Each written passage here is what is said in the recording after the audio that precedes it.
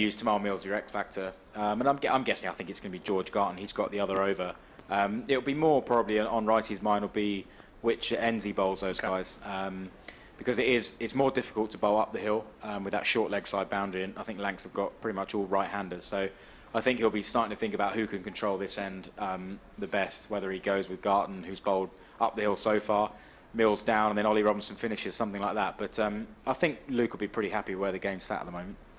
Nice rainbow at the far end of the ground. It's lovely. Isn't it? It is, yeah. But actually looking to this is the southwest out here, Scott, and there's just loads of blue sky now. So I think this might be quite a short interruption. I'm not sure when we start to lose overs. It's all very complicated in T20, isn't it? Yeah, I've got a message from Sam, our media officer, who tells me he's in Shoreham at the moment. Unfortunately, he's on furlough duty, so he's watching on the live stream. He said there was a shower for 5 or 10 minutes and it blew straight across. So he's hopeful that that's going to mean they're going to be playing some cricket. Well, hi Sam, glad he's watching. Good old Sam. Yeah, he's a top fella. Yeah, he is, and we're missing him here, but glad he's watching the live stream. So we've got a bit of an interruption. I mean, the way the ground staff are walking around suggests that maybe this isn't going to be too long a break, Ben. Yeah, I don't think so. I think we'll be back out there pretty quick. They'll do the old rope round the outfield, won't they, which is some sort of mythical groundsman technique to... Sun's back as well. Yeah, it looks like the sun's out, and it looks like it's bright sky over the back, so... Yeah, hopefully resume the innings, and I do. I really hope there's no overs lost, because I always think that's a disadvantage for somebody, isn't it? A batting side, particularly in this situation. If Lancs lose an over when they didn't know, it's normally a disadvantage. I think I've played cricket in October. We always used to have a game that was the winners of the league against a team made up of the other members of the league as well. But no one really wanted to play, you know. So it was always that first weekend in October. And it starts about sort of 11:30, and I don't know, 40 overs a side or something, but. You know, I think people were more there for the beer than anything else, just for the end of the season. Well, that stat I mentioned from Benedict, he says no one is still alive from the previous occurrences of competitive cricket, county cricket, in October in England. So 1778, 1832 and 1864 can now add the year 2020. And then he signs off the message by saying the year 1864 also saw the last naval battle of squadron of wooden ships, which is absolutely terrific. There's more battles on Instagram these days than naval ships. There are, yeah. You're right. Ian Gould seems to be having a long conversation out there with the Sussex ground staff. I reckon they're going to take these covers off, you know. I just wonder whether almost as well, Ben, I know players' safety is always paramount, but in a situation where well, that is the most important thing, but you're going into October, almost there has to be a little bit of leeway, really, because particularly looking at the forecast for the weekend, just not going to get these games played. No, I definitely agree with you, and I think players have to understand that. I think players do understand it, particularly in the T20 game. I think T20 cricket is such an advert for the game. It's it's so important that we put on a show as players to attract those crowds, and I know there'll be people watching on the live stream. We want to make sure we keep their interest, and I'm pretty sure the umpires do the right thing here and get the game on, pretty quickly. Because I don't think it wasn't really heavy rainfall, was it? It was more of a sweeping shower, so I wouldn't expect a too long a delay here. In fact, I think the covers are coming off, which is good news. Coming back to some of the cricket that's been going on in the IPL, Jofra Archer hitting sixes for fun as well the other day. Oh no, he's unbelievable, isn't he?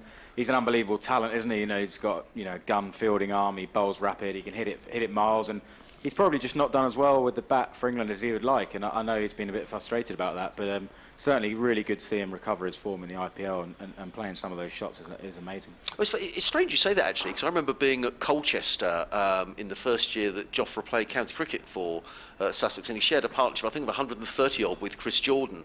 And Chris Jordan made his maiden first-class 100. That really surprised me. I was looking, thinking, crumbs, that can't be Chris's maiden first-class 100, but it was. Anyway, Jofra batted beautifully. He got a half-century. Then he made runs. I remember a big score at Northampton. And when he got into the England side, I remember thinking, he was down at sort of 10, 11, thinking he can bat better up the order than that, or further up the order. Yeah, certainly. And I think he started kind of at number 10 for us because we had a lot of all-rounders. And I remember being in a partnership with him. I got out in the 90s. He was on 60, and he hasn't actually forgiven me yet. He said he knew he was getting 100 that day, and it was my fault that I got out. So, but no, he's surprised a few, I think, in domestic cricket. With the way he batted and how cleanly he strikes the ball. So I think it'll only be a matter of time before Jofra converts that to being a sort of a bowling all-rounder for England and trying to get that sort of number 8, 9 spot in Test match cricket where he can really contribute runs down the order. Yeah. Do you think the IPL is taking T20 cricket to a new level? I mean, it seems to be, in terms of some of the the scores that are being posted and the chases as well. I mean, just extraordinary stuff, really.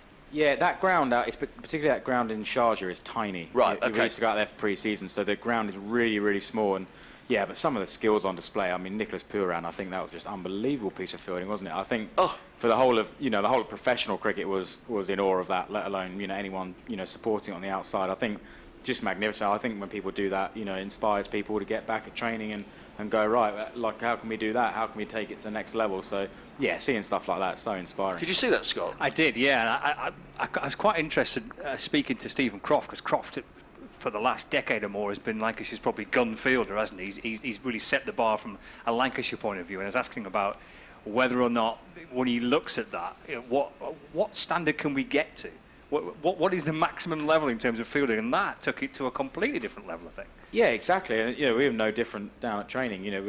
We do all this stuff. We practice with the the boundary edges and things like that. And people are inspired by that. It's not just catch and throw back anymore. It's somebody takes it to another level. And yeah, it was an incredible bit of work. And some of the stuff you see in the IPL is incredible. Do you have within the squad at Sussex? How much is it kind of competitive to kind of outdo each other in terms of the it is. I mean, Salty and Delray Rawlings do not leave each other alone. They are at each other relentlessly. I mean, if Salty's not trying to slog Delray out the park for 6, they're at each other about who's the best fielder. We do the sprint testing. The two of them are squabbling over who's going to be quickest on the sprints and things like that. So, yeah, no, real healthy competitiveness. You need that amongst the squad, particularly amongst your young players. You want them pushing like that. And George Garton's the same. He's a super competitive lad. He's in there as well, like nipping away at each other. So, yeah, you need that. It's the way that it drives the squad, and it's really healthy to have it. Ben, you'd be pleased at the ropes going round. I know. This is the thing. I've been told, right? Apparently, the rope it disturbs the particles on top of the grass, which then means they go back into the grass and it's less damp on the top of the surface, right? Okay. Because I've watched this as a cricketer for years, and I'm thinking, what is that doing? But it happens every single groundsman, so I'm going to bow to their superior knowledge that the rope round the outfield is a thing. So there we go. What beyond this weekend, Ben, what sort of kind of happens in a professional cricketer's life? So I guess normally at this time of year you're sort of, you say, putting your feet up 'cause it's been a long, hard season. Any idea what's going to happen going into this winter? Well, I've moved house, so there's no feet up for me. I reckon I'll be painting, flat packs, you name it. But no, I think there'll be a shorter break than normal, actually. I fancy probably 2 or 3 weeks for the guys to recover from the season and then really get back training, I think, because we've had a 2-month season, so I think there's no reason really to have sort of 4 to 6 weeks off. I think it'll probably be a little bit shorter, and then probably late October or early November get back in training. I think we've got a lot of young players now coming through who I think need to get back training early, and I think we should be in as a squad in November. We'll probably be doing more cricket than we would do normally. I think if we'd had a 6-month season, we'd probably have a bit of fitness in November to do and get bodies right, and then leave the cricket for a little while longer. I think with so much cricket missed this summer, I don't think there's any reason why we can't get back training and do what we can indoors. Is that fitness quite intense? I mean, because there might be people listening who think, I know sports move on, but in the old days, people say, well, cricket is sort of rock up in March and a few laps of the ground. We're knackered by March. Sick of the sight of the strength and conditioning coach. Yeah, no, it is intense. Yeah, and it is, and there's. It's different for different people. You'll have different guys at different stages that need to do different things. But no, essentially it's intense, and we have to be fit, and we want to be fit. Like we were saying about Nicholas Pooran, you can't do bits of fielding like that if you're not fit. That's all about being an athlete, and particularly in this format of the game, it demands it of you. So yeah, no, it is intense, and it will build up obviously, but certainly that bit before Christmas is important to almost focus on your body, especially if someone like myself, a bit more senior, you can probably leave the cricket for a fraction longer, but make sure your body is ready to stand up to a 6-7 month season, which is really intense. You're listening to Cricket Chatter here at Hove. Myself, Adrian Holmes, alongside Scott Reed from BBC Radio Lancashire and the Sussex skipper Ben Brown. Delighted as ever to have Ben here in the commentary box. We're chatting away because there's currently no play, but the good news is the ground is now bathed in sunshine, and there's lots and lots of blue sky in the direction of a brief shower came in, so hopefully we're going to be okay. Ben is studiously studying his weather apps, and we think we're going to be okay. In terms of the match, Lancashire Lightning 116 for 5 in 17 overs, though 3 overs remaining. Dane Villas still there on 25. And for anybody just joining us, Ben, perhaps we should reiterate that perhaps doesn't look the best score in a T20 game, but it may not be the worst either. Yeah, we just won't know, will we, until I think we look at Sussex having a bat. I mentioned on commentary, I think it's a clash of two different styles, which is really interesting to see, actually, because Sussex will certainly go hard at the power play, and the guys will come in, they'll look to play pretty strong shots early on in their innings, they'll take the boundaries on. And Lancs have played it completely differently. I think they've almost looked to set up the innings and try and keep wickets in hand to have a real sort of assault on Sussex at the end of the innings.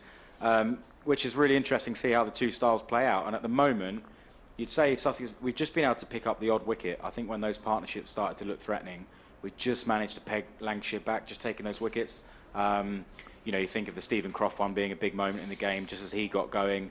Rob Jones just hit a 4, just got out. So I think Sussex just pegged Lancs back to be still in the driving seat, just about, I'd say.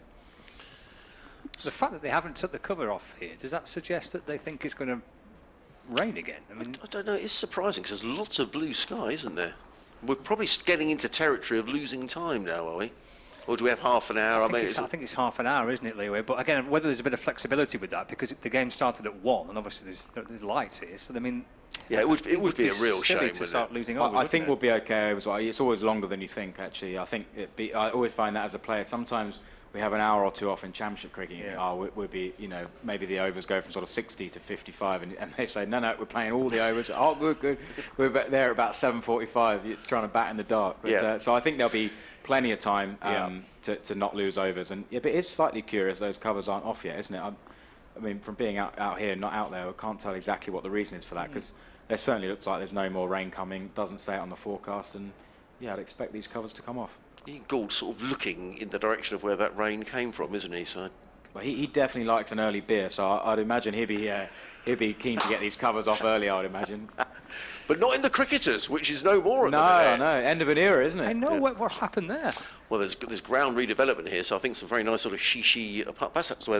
Is that where you're moving to, Ben? You're going to one of those new apartments where they built?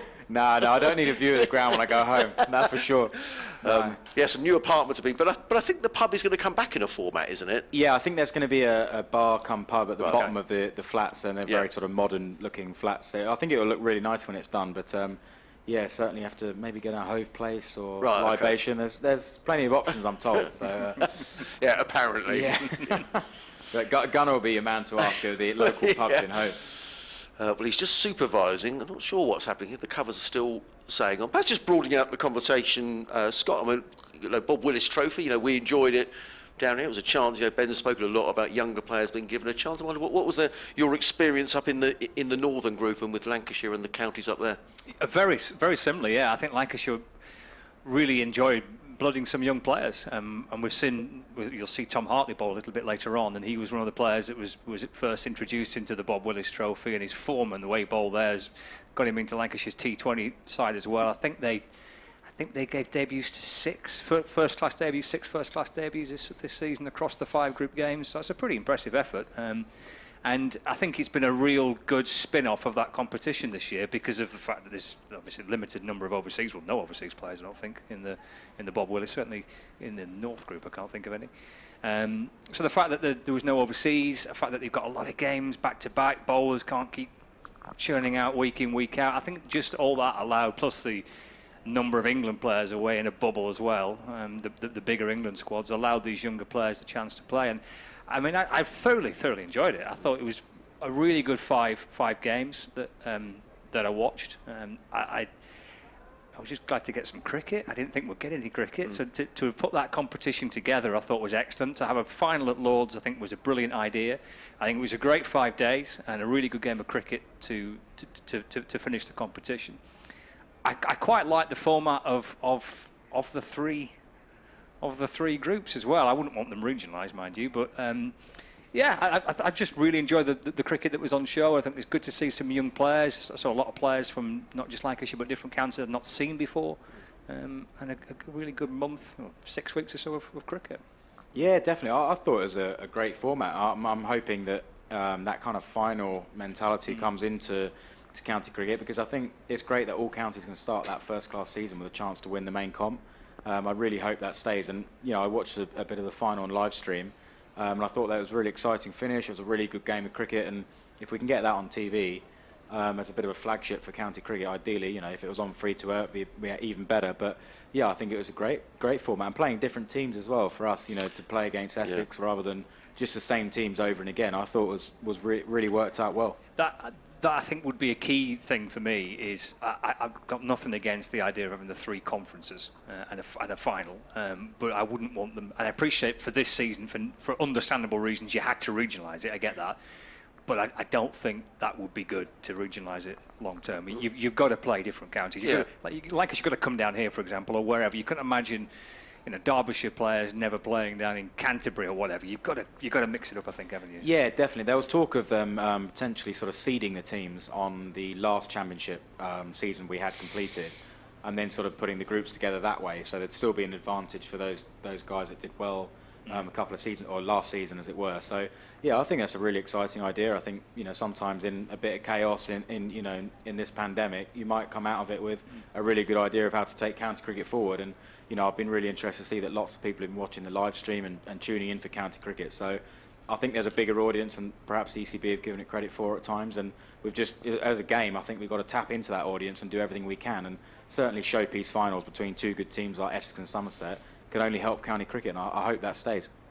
I would imagine that decisions will need to be made fairly quickly, won't they? I mean, I know chairmen get together in October and that sort of thing, but if there is going to be a change, I'd imagine that's the sort of thing that, the chairman here and Rob Andrew and Bob Warren and the likes will have to be involved in those negotiations quite soon. I mean, without telling tales out of school, Ben, I don't know whether that's the case or what. Or I honestly don't know. I've only seen what I've seen in the media, really. I think Michael Afton's been quite vocal about it. Right. On his opinions on thinking it's a good idea to go down that route, but whether the decision makers are thinking that way, I really don't know. I hope they are, because I think we really enjoyed it, playing the different teams, and as you say, I think it'd be a big mistake to regionalise it. Hopefully, things a bit more normal next season. But yeah, it'd be great to have 3 groups and every county thinking we can win the championship. I think it'd be slightly more focus on that as well, and 4-day cricket rather than teams sort of drifting away in Division 2 and maybe chucking too many youngsters in, or teams desperately signing Colpack players or other players just to get promotion. I think has been a worry in county cricket for a while. So actually, yeah, having those 3 groups I think could be a real positive. It does take off the pressure, certainly from Div 1 teams. I mean, it was the season when, was it 8 and 2 went down? I mean, that was just crazy. 25% ridiculous. That was just too much. I think you did get a bit of, obviously, understandably, counties panicking about the prospect of being relegated. So it does ease away that pressure. And I think the element of allowing basically everybody the chance to win it is a really good format. And in the North Group, Derbyshire went into their final group game, which was actually against Lancashire, and they could still qualify for Lords, which I think that's terrific. That's what you want, isn't it, I think? Yeah, absolutely. And it's a slightly boring story for Ben, but actually when Essex came down here, for the benefit of your listeners, there's a young off-spinner here, Jack Carson, who's come through the ranks, who's a terrific young bowler. And there was a sight out there before play of Simon Harmer, giving him a bit of tuition. I mean, it was amazing, Ben. Yeah, it was, and it was great for that. And it's a bit you don't always see like that can help someone's development. It was obviously fantastic from Simon Harmer as well to give his time, but just as well as Alistair Cook chatted to 4 of our young batters after the game and talked them through a few things he did as a young player. And those moments and experience is huge for people. And you're obviously fortunate to get any cricket in the pandemic, but things like that for young players who haven't played much to have that experience will accelerate their learning. And actually, Tom Haynes, who's a young Sussex opening batsman, the next game he went to the Oval and got a ton. And afterwards, I asked him about that, and he said he'd never met Alistair Cook before, let alone spoken to him. And I think Tom would say it was pretty inspirational, really. Yeah, definitely. And all the guys that spoke to him said it was inspirational. He spoke about sort of work ethic, the way he went about his batting, the way he went about his preparation. I think it really gave guys a bit of sometimes a kick up the backside. So, okay, am I doing the same as this Sir Alistair Cook? And if I'm not, then why not? And what was he doing as a young player? So yeah, it was really inspiring for those boys to hear that, and that spreads through the group. And I thought actually the fact that he got a big ton in the final as well just showed how seriously he was taking it as well. This wasn't some sort of knockabout competition, was it? He wanted to make runs and win for Essex. Every time I've seen him bat in domestic cricket, he's just looked exactly as hungry to get 100 as he is when he opens the batting in a Test match for England. There's never been any change in his approach whatsoever, and you do see that sometimes from international players. We've seen it maybe guys just don't give it the full commitment. But that's not Alistair Cook's character. So for someone like him to talk to our young batters was massive. And I think he's going to carry on next season as well, which is the good news. The other good news is that the covers are coming off. The blotter is out, and I think we're going to get some cricket fairly soon. We went off. I didn't actually check my watch. It was about 2 o'clock, wasn't it, or just before 2? Yeah, just before 2. It's been kind of half an hour or so, hasn't it? It's taken actually a little bit of time, hasn't it, to kind of get everything. Yes, I'm not quite sure ready. whether they thought there was more rain on the way, but the good news is there's loads and loads of blue sky around now. The blotter sort of is doing its bit. We've had a huge amount over the last few days, so maybe that's why it's taken the grounds on a bit longer to get the surface water away, maybe in the outfield, because it was actually quite, although it's been a sunny day, it was quite spongy out there, wasn't it? I don't know if you went across the outfield. It's quite damp anyway, so yeah, hopefully this rain hasn't done too much damage. I just sort of thinking about the Lancashire batsmen. This is quite a challenging scenario actually, to have sort of half an hour off, especially for Dane Villas, who got himself in, and now he's got sort of a half an hour delay, and then to go out there with just 3 overs to go. So this is certainly, you'd have to say, this is probably an advantage Sussex, this rain delay, which is not what anyone wants to see at all. No. What would the Sussex boys be doing up there? I mean, obviously they've got to bowl the overs. They're just keen. They don't sort of stiffen up. I mean, is that something that they'll be taking into account? Yeah, I think so. And you normally get a nod from the umpires of how long you've got. Be a bit of mucking around for 10 minutes, and then once the umpires say how long you've got to get ready, there's normally a deathly silence. The dressing room goes from sort of full of banter and silly games going on, and then the umpires come up. They speak to the captain, they say, right, you've got 10 minutes before you're ready, and it sort of all falls very much serious, and everyone sort of gets the spikes back on, ready for work. So, yeah, they would have been given the heads up a while back and making sure, especially those bowlers, are ready to go and feeling loose.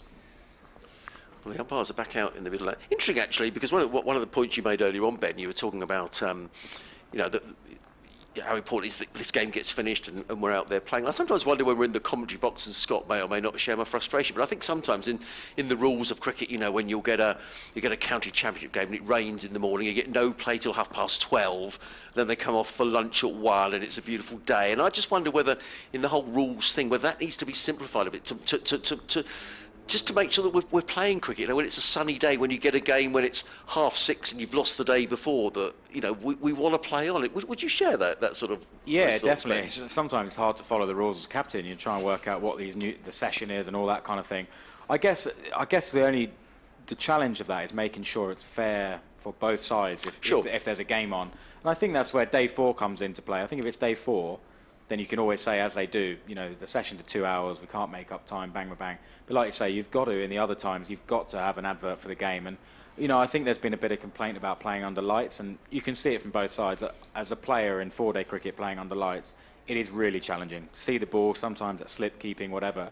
But there has to be a balance between that, and like you say, if there's an audience to be had on a live stream somewhere watching county cricket and kids are tuning in, you'd probably have to say you'd rather have the cricket on. So, yeah, I definitely think there is a duty to the game to make sure we're playing. It was certainly a dominated quite a bit of the test summer, didn't it? Because certainly when games both in Manchester and in Southampton, which there was no rain and it was bad light that was the problem. And you think about the amount of not just time, but the amount of money and effort it went to get these international games on, and then you can't play because the light's not good enough, and there are floodlights at the ground. And I absolutely understand what you're saying with regards to the pink ball and picking it out, but it's just not a good look, is it, for the game? No, it's not. And I think particularly, I actually think county cricket probably arguably does it better. I think we play through a lot more conditions perhaps than international cricket does, for whatever reason that is. And look, sometimes, I'm not, we have guys finding it challenging, and you get stitched up in the conditions. I think we lost a toss here to Essex, and it was, you were on commentary, it was almost pitch black out there with bright floodlights, and bloody hell, how's this fair? Yeah. But of course, that's the way it goes. Another day you'll get on the right side of it. But I think if the intent is to play, you've just got to get on with the game and do your best to put on a show. Yeah. I don't think we're too far away now, are we? No, the stumps are in the ground, and the ground staff looks like they're tidying stuff up. The umpires are wandering out to the middle, so hopefully I can see some of the Sussex lads are out over on the far side warming up as well. Are they medicine balls over there, Ben? Yeah, they're really heavy medicine balls. Ravi was telling us a story. I can't actually remember which bowler it was, but he got the medicine ball and the Swiss ball mixed up, and the Swiss ball is a lot lighter and bounces, so he threw the Swiss ball into the ground thinking it was a medicine ball, and of course it reared up and smashed him in the nose and he bled everywhere. So it wasn't a Sussex player, it was one of the Essex boys, so I won't name names, mainly because I can't remember, but no, yeah, they'll just get going through their looseners there, and probably giving us a fair indication it's going to be Ollie Robb and George Garton to bowl at least 2 of the last 3 overs, and I'm guessing Tamal Mills might feature in one of those overs as well. Yeah, so that's, as Ben says, they're warming up over there on the far side. So we'll have to wait and see whether we're going to lose any overs. Let's hope not. The umpires have wandered back to their umpires' room, which is in a separate part of the ground because of COVID restrictions. And indeed, the Lancashire lads are sitting outside of the main dressing room area as well. They're on the lower tier of the players' pavilion, which is up in the far corner of the ground. So for those of you just joining us who are sort of wondering why we're nattering away, we've had no cricket here since just before 2 o'clock when we had a short, sharp shower, but the Lancashire Lightning 116 for 5. Dane Villas is on 25 and Danny Lamb is on 3. Just 3 overs remaining to be bowled in the innings. The rain app is telling us what? That we're okay, do you think? We're all clear, according to my Good stuff. 3 different sources on my phone. Good so, good stuff. I think we're set fair here. Are you of the school of thought that you have these different rain apps and you just pick the one that you want to believe? Yeah, exactly. Yeah. If the other 2 don't tell me what I want to hear, so I won't look at them. If you're 40 for 5, you just choose the one that says it's going to rain. It's no, definitely. But it's always good to keep an eye. But I think in Hove with the downs and things like that, it often I think you're right. It often is very, very random whether we get the rain or not. So I don't look too closely at them. Yeah, well, actually, sometimes when I drive down here, you can get to somewhere like Horsham, and it's hosing it down, and you think, oh, no place lady. You get down here and it's dry, and it sometimes can be vice versa as well. You get to Horsham, lovely sunny day, get down here and there's a sea mist or whatever. So it is you do get the strange climate down here. So you've moved house, Ben. So is that a winter of? I hate putting flat pack furniture together. In fact, I don't because I'm useless. Yeah, well, my wife's just become a qualified interior designer, right? So this is obviously going to be a bit of a problem for me because now suddenly the bedside tables we had before aren't the right style and all this stuff. So yeah, I got flat pack furniture yesterday to do, and I said we've already got 2 bedside tables in there, but apparently they're not right anymore. So yeah, I might be getting worked harder in the winter than the summer this year. That sounds like it could be expensive, Ben. Yeah, I don't know whether our design career is going to cost us more or make us more, but that's the way it's going. Yeah. So is that a sort of a famous Swedish superstore that we probably should mention, the flat pack furniture? Or? No, I haven't taken any interest in where she gets it. I'm leaving that up to her. I'll pick my battles, and design and what bedside tables we get is certainly not my battle to pick, I don't think. I find the best thing to do is just make a complete hash of it, then you never get asked anymore. I think that's the best thing to do. Yeah, I'm massively from the school of get your dad to do it. He's a wizard at DIY, and I'm the opposite. So I do the odd job, and like you say, if I do it badly enough, he comes around and sorts it out. Good stuff. Well, the Sussex lads are now having a game of football over on the far side. We don't think we're far away from starting. I don't know whether this is... Maybe it's more the outfield, yes. Yeah, maybe it is. Perhaps. I mean, Ian Gould and Nigel Long have disappeared into their little umpire's hut over on the far side. These are the sort of conditions, aren't they? I mean, I'm sure if there was a crowd in there, there'd be an announcement saying the outfield is wet. But from a commentator's view now, this does look a little frustrating, doesn't it? Yeah, I have to say, I'm with you on that. There's absolutely no activity going on the ground in terms of what groundsman's preps. They've obviously done their job and it's ready to go. Like you say, the guys have just stood around kicking a football. The Lancs guys are waiting with their pads on. I think we're just starting to see umpires emerge from now, but I've no idea, to be honest, what the sort of 10 minutes has been in between, where there hasn't been a single member of the ground staff on the surface. So, yeah, it does look a bit odd, and I'm completely with you. I think we've got to crack on with the game and keep people engaged and watching. Just to let you know what's going on elsewhere, there was another quarter-final that started at 1 o'clock up at the Oval, the game between Surrey and Kent. Surrey made 169 for 2. In their 20 overs. Kent in reply are 10 for 1 in the second over. Let's see who's out there. In fact, they're now 11 for 2, and both Zach Crawley and Daniel Bell-Drummond are out, both caught by Ben Folkes off the bowling of Will Jacks. In Surrey's 169 for 2. I think Jason Roy made some on. Yeah, he made 56, and Hashim Amla made 73. So do you think Kent in trouble there? in that one with two of them. I mean, they've been in good form at the top of the order, Crawley and Bell Drummond, during the tournament. Yeah, that's two big wickets there, isn't it, for Surrey? Both to Will Jacks, you said? Yeah, both to Will Jacks, yeah. And then the other quarter-final that started at 2 o'clock this afternoon down in Bristol, Northamptonshire 51 for 3 against Gloucestershire. And I think that they were saying that the winners of this game will play the winners of Gloucestershire in North... no, they're not. No. They're playing Nottinghamshire and Leicestershire, isn't it? Oh, right, okay. Yeah. That's what we heard. And whoever... I'm not sure whether it's... Well, we've said it now, but our understanding is whoever gets through from this will be playing in the later semi-final on Saturday. Yeah. It's definitely the winners of this is will be playing either Notts or Leicester. I wasn't aware of the timings, but I'm with you now, Adrian. We've since been told it would be the second game. Northamptonshire now 51 for 4 in that game against Gloucestershire. So Northamptonshire in trouble. Anyway, we're going to concentrate here because the good news is the players are coming out. Lots of blue sky around Hove, which is the great news. 116 for 5 are the Lancashire Lightning. 3 overs to go. Villas on 25. Lamb is on 3. Your commentary team here, myself, Adrian Harms, alongside Scott Reed and Ben Brown. Yeah, and this is tricky, isn't it, for the two Lancashire batsmen now. I mean, Daniel Lamb's only faced 2 deliveries. He's on 3. Dane Villas, who was just starting to get going, find a bit of groove and a bit of rhythm. He's 25 from 19. There's not really much chance to get your eye back in now, is there? You just got to crack on with it. Yeah, especially frustrating for Dane Villas, isn't it? Because he's done the hard work and got himself set. You know, he's above a runner ball. He's just looking to launch, and then he's had this long delay. So there's a real challenge there, and probably a disadvantage to Lancs. But on the flip side, you know, if Sussex aren't ready here and aren't you know, firing all cylinders, he can cash in on some loose bowling. So we've got to make sure that we're ready as well after a long delay.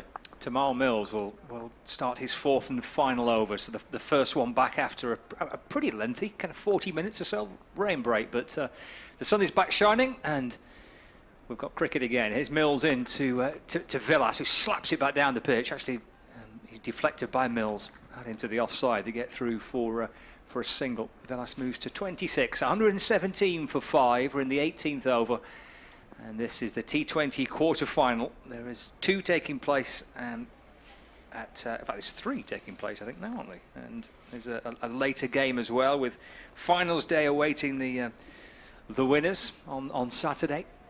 A place what will be a particularly peculiar finals day with nobody in it. Will look very odd indeed. Quiet Edgbaston. Here's Mills into Lamb. Another one of these slower balls, which he's given it as a wide. No, he's not giving it as a no ball and a free hit. No ball, free hit. That's just what I was sort of mentioning is Sussex as well. You know, we talked about the batters. We have to be switched on as well here, and bodies loose, you know, and mentally ready to go. And yeah, that's probably one of those after a delay, it's not quite come out right for Millsy there, and you know, that's given Lancs an advantage here, and you know, Danny Lamb the chance to hit a free hit. So there's a little bonus for Lancashire. And this first over back, a free hit for Daniel Lamb. Mills in the sunshine, running in towards us. Lamb on 3, and Mills just pulls away. Something didn't quite feel right. Am I right in thinking Danny Lamb's had a few cameo knocks down the order? He has, yes. Got a high strike rate in him, hasn't he? He has, yeah. He's contributed pretty well actually with the bat down the order. You say they're kind of 15s and 20s off similar amount of bowls. He's got a big responsibility here too as well to see if he can stick with his skipper. Let's see if Mills is okay. Something didn't quite feel right before, but he's back in and bowling to Lamb. This is a wide delivery, and it will be signalled as a wide. Slow ball again by Mills, but a wide, so another free hit again for Lancashire. Yeah, challenging actually for Millsy, who does struggle with his body. He's just come back from an injury, so it certainly would not have worked in his favour. You know, coming back for a long delay whilst he was loose and warm. So yeah, he's got a challenge on here just to make sure that body's loose and supple and ready to go. Get all the muscles warmed up, get back into your rhythm. A little skip at the top of his mark, comes muscling his way back in, and Lamb swings and misses and through to the keeper. And a dot ball, so in the end the free hit wasn't costly at all. 120 for 5, Lancashire. 4 balls remaining of this 18th over. Blue sky above us here at Hove, and that shower and quite a strong breeze that pushed it in has quickly pushed it away. The trees are quite still now. Quite a calm afternoon. Let's hope the sunshine continues to dominate. Lamb on 3. Mills again. He's just struggling. Oh, He's struggling, isn't he? Yes, he is. Yeah. It looks like he's struggling. Well, no, he's walking back okay. Something. Yeah, Luke Wright's just having a wander over here. Hopefully, it's just a run-up issue, rather than it be any injury. It looks like he's going to carry on bowling, but certainly always a worry when Tamal pulls up like that. He does have a history with his back and a few injuries.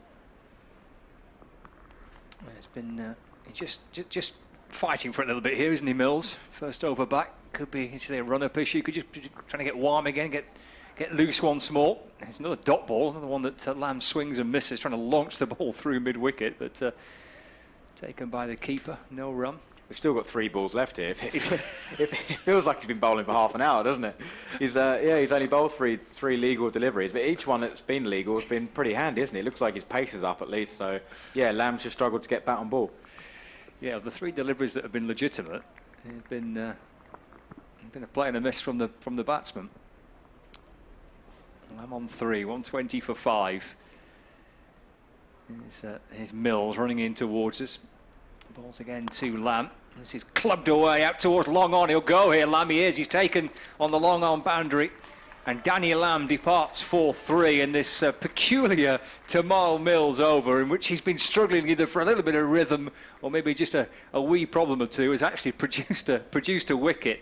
Lamb been caught out on the long on boundary, and Lancashire have lost their 6th wicket.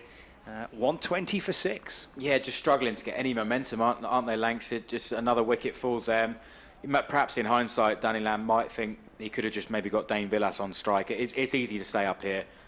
He's obviously looking to play one of those cameo knocks that could have got Lancs up to a big score. But perhaps in hindsight, if he just sort of hit the ball hard along the ground, and then Dane Villas could really take over. But yeah, I think Dane will be on strike now because they've done the right thing and crossed when the ball's in the air, which is a sensible option.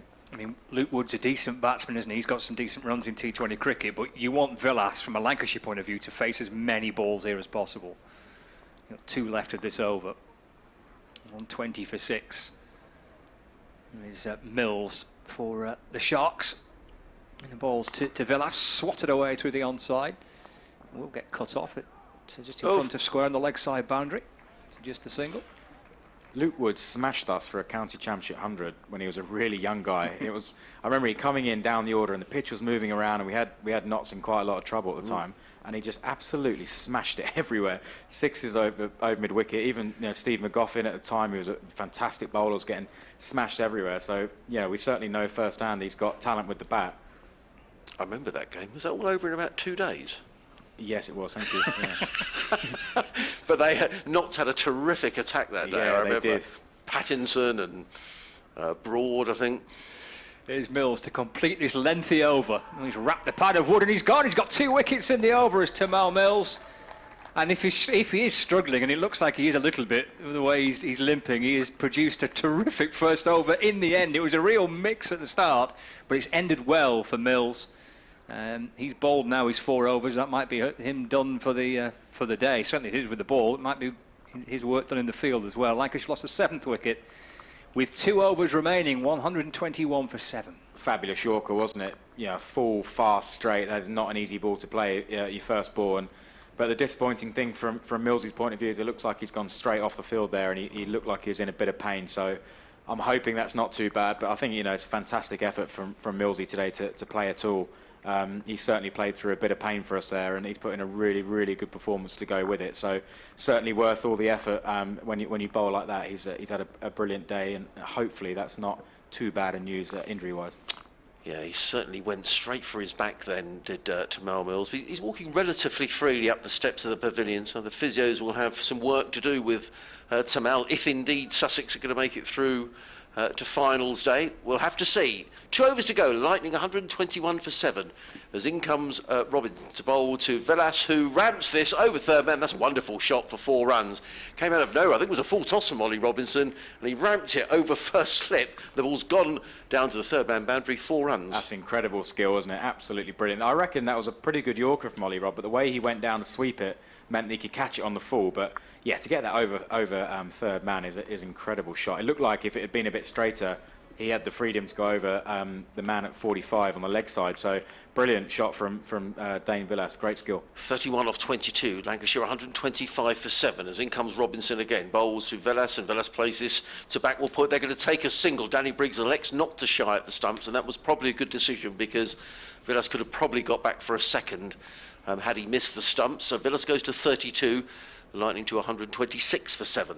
Yeah, Ollie Robb will be pleased with that. As soon as we concede a 1 off Dane Villas now, it's a small victory for Sussex. We've just got to keep him away from the strike. He's still the danger man out there. He's the kind of guy who can go and get a 15, 20 off and over and sort of propel this score up to something which will look more threatening, certainly on paper, and steal a bit of momentum. So hopefully we can get a couple of dots at the new batsman from a Sussex point of view. Tom Hartley is the new batsman, tall left-hander. He waits for Ollie Robinson, who runs away from us. Right arm around the wicket. He's in and bowls. It's a full toss, a slower ball as well, and Hartley looking to play that one away in the offside. Doesn't make contact. The ball goes through to Phil Salt. Dot ball. Ooh, yes, just about. Got away with one. Yeah, he did. He got away with that, didn't he? Huge. And luckily it was a new batter. I think was a bit surprised by it, and it was just below a no ball as well. So yeah, a bit of luck for Ollie there. Robinson runs back to his mark, which suggests Sussex may be slightly tight on time. We'll see. In comes Robinson around the wicket. Bowls, hit on the pad. That was going down the leg side. We could see that from here. The ball ricochets into the offside, fielded by Garton. It's a leg by, but it gets Villas back on strike, and Lancashire to 126 for 7. Yeah, we have to be ready to bowl the last over at 52 minutes past 2, according to the big clock out. On the digital clock on the scoreboard. Okay. So yeah, that's what gives the captain the indication. We should be okay, but you never know if a ball disappears out the park. So that's why Ollie Robb's running back to his mark. And he's now coming over the wicket to the right-handed Dane Villas on 32. He's in and bowls, and Villas with a hit heave. It gets a thick outside edge. It's going to go all the way down towards the third man boundary for 4 runs. Thick outside edge, ballooned over where the slip cordon would be, and ran away all the way down to the boundary. So 4 more to Villas. He goes to 36, and the Lightning to 131 for 7. I'll just see who the 12th man is. I think it's Stuart Meeker who's coming. Is that down there at short third man? Yeah, I think you're right. I was just trying to work out who it was. Number 12 on his back. So I think it is Stuart Meeker who's gone onto the field for Tamel Mills, who's gone off having bowled his 4 overs, 2 for 23. In comes Robinson, bowls to Villas again, who plays this onto the onside and takes a single off the last ball of the penultimate over of the innings. And Lancashire are 132 for 7. Villas on 37. Hartley yet to score. Yeah, smart cricket from Dane Villas just to take a single off that last ball, and he'll really be looking to launch us over. If he could have a really big over and a successful over from Lancaster's point of view, get somewhere close to 150 even if he goes really well, I think that would give Lancaster a massive boost going into the second half here, and just try and wrestle back some momentum, because it's felt like we've just been able to contain this innings the whole way through. Lancaster haven't quite been able to have those big overs. So yeah, I think Dane Villas will be really keen to get one of those big overs under his belt here. It's going to be George Garton, isn't it, to bowl that final over. 3 overs, 2 for 21, his figures. Villas on strike. So Garton in ball. Starts with a slow ball, which is drilled down the ground for a single. Villas wants to come back for a second, but it would be a little foolish if he did. Decide against it. Villas to 38. Lancashire Lightning to 133 for 7. That's okay. That's good for Sussex. Get Villas off strike. Concede a single from the first ball. Yeah, it was a good bit of fielding from Ravi. I just wonder whether they could have taken a bit of a risk there, perhaps. Maybe Dane just a bit of desperation, try and get back on strike. I don't know, but he perhaps would have been run out. But yeah, Hartley's job really is sort of 4 or 1 here, or 6 or 1, isn't it? Yep. Just want to make sure that we get the right result for Lancs. Here comes Garton to Hartley. And that beats the bat through to the keeper. Well stopped, actually. They have got through for a bye. It's gone through for a bye. It missed everything, but Hartley's off strike. Yeah, good take from Phil Salt, wasn't it? Yeah. They're never easy when they go through the batsman like that at the death, and you can get caught out quite easily. So that's a good stop from Phil. And yeah, like you say, actually, by hook or by crook, the right things happen for Lancs, and Villas is on strike. It was bouncing and bobbling its way towards the Sussex keeper, who did well to stop it. Villas waiting, and then slapping it back from where it came from. Bopara will come round from long off, and Villas this time should come back and get a second. The throw comes in. And a dive from Hartley, and pick up and throw towards the bowler's end. It's a sharp piece of work out in the distance by Bopara, but they have come back for a couple. So Villas now to 40 from 27 balls faced. Lancashire Lightning are 136 for 2. Played a really good hand here, hasn't he, Dane Villas? It's a shame from Lancaster's point of view, no one's been able to get going around him, but this is a good knock from him. And he'll want more with 3 balls left. Garton into him. Oh, and he's bowled him. He's chopped it back onto his stumps there as Villas trying to launch the ball through mid-wicket. And Garton picks up his 3rd wicket. And the Sussex Sharks have seen the back of the Lancashire captain Dane Villas for 40, an excellent 40 from 28. But Lightning have lost their 8th wicket at 136 for 8 with 2 balls remaining. Yeah, good knock that from Dane Villas. He's such an impressive cricketer for Lancashire, and I think he's probably the one player that for Lancashire really got going in that innings quite comfortably, and he found his timing quite early and has played a really good innings there to get Lancs up to a score that at least they got something to bowl at. But, good skill again from George Garton. I fancy that was a back-of-the-hand slower ball. He's been picking up so many wickets lately. He's really finding his way in this T20 comp. And like we spoke about earlier, opportunity for young players to play more cricket. George has certainly taken his chance, hasn't he? He's really grown into his role and being trusted to bowl at the death now and doing it with quite some success as well. We were chatting before, weren't we, about players learning from other players. I think that's how you learn the best, isn't it? And if you've got Tamal Mills in your team with all the skills and the qualities that he have, he must learn so much from him. Yeah, it's a really good point, isn't it? And that was very much Tamal Mills' bit of bowling, wasn't it? Back of the hand, slower ball, giving the batsman no pace, and really deceived Villas, which is a good effort for against somebody who is feeling good and is a good player. 2 balls remaining. What can Lancashire Lightning set Sussex Sharks in this T20 quarter-final? 3rd man comes inside the ring. There's a long on, deep mid-wicket, deep square leg. There's a long leg and deep point as well. Mahmood, the new batsman. And Garton comes in and bowls to him. That's swatted away through the onside, just behind square. Should be picked up. It will be picked up. And Mahmood comes back for 2 off the mark straight away. Saqib Mahmood, Lancashire Lightning, and move on to 138 for 8. He'd be a key man with the ball for Lancashire, you'd feel, wouldn't he?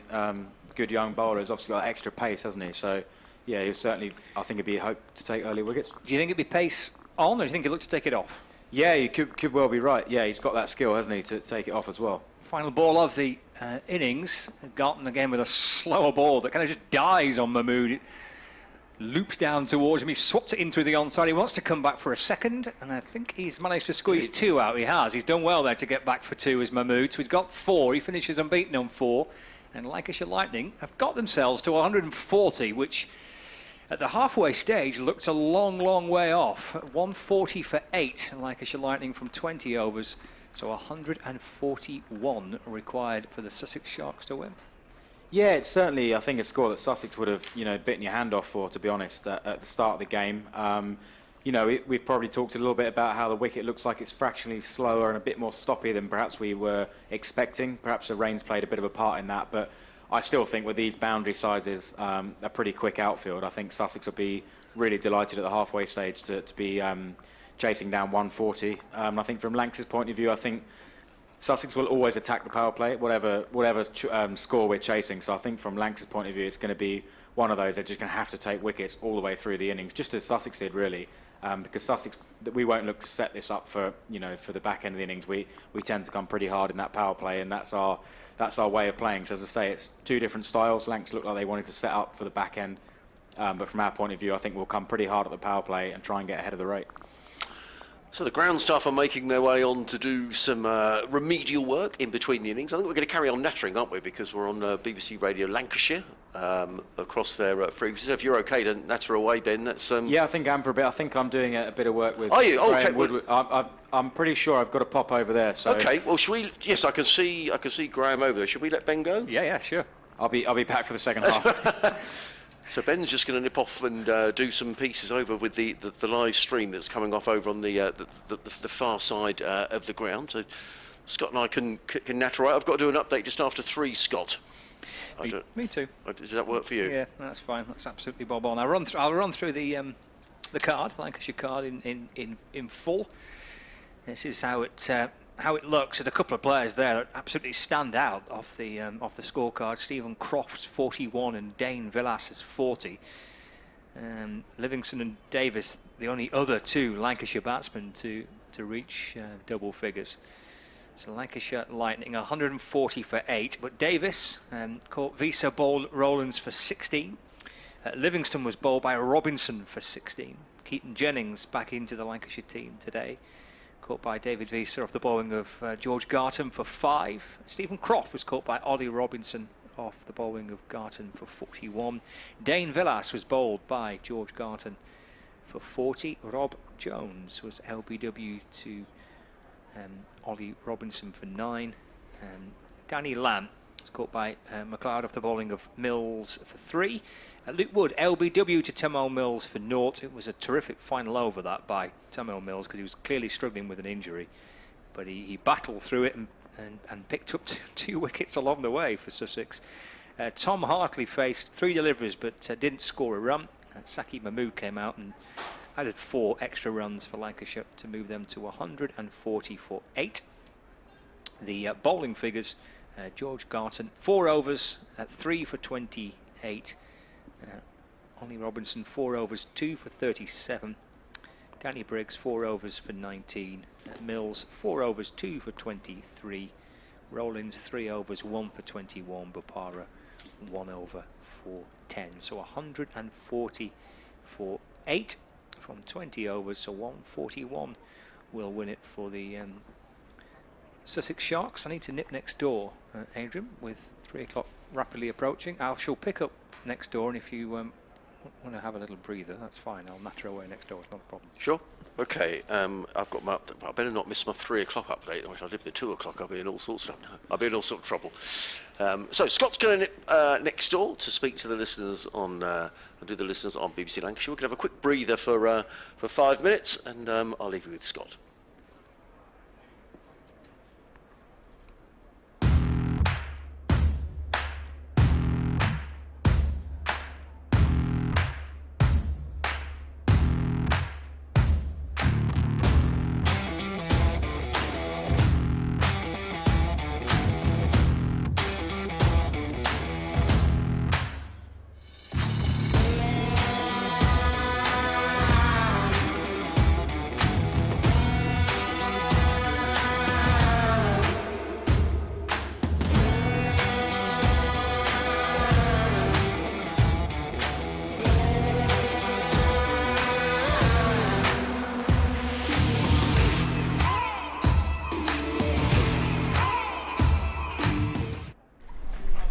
Lancashire amassing 140 here at Hove in this quarter-final, and very much looking forward to seeing how Sussex get on in a few moments. And with me once again, Ben Brown, who's been on commentary duty. And Ben, I think from a Sussex perspective, they'd have taken that at the start. Yeah, definitely. You know, it looked like the pitch perhaps was a little stoppy. Perhaps the moisture that we've had from all the rain might have played a small part there. But I think overall Sussex will be delighted. I think that's a little short of par. And certainly we'll be really pleased. I thought we bowled brilliantly, and the fielders backed them up as well. The way they managed to build dots on the new batsmen, I thought was a key feature of the innings.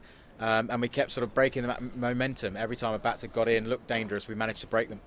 Yeah, I think a key part, first of all, that last 3 overs after the rain break, I think it was only 23 amassed. That could have been carnage and a chance for them to regroup. So from a Sussex point of view, very happy with what happened after that break. Yeah, you have to feel for Lancs to a degree there, to be fair. To go off for a rain break, I think Dane Villas was well set.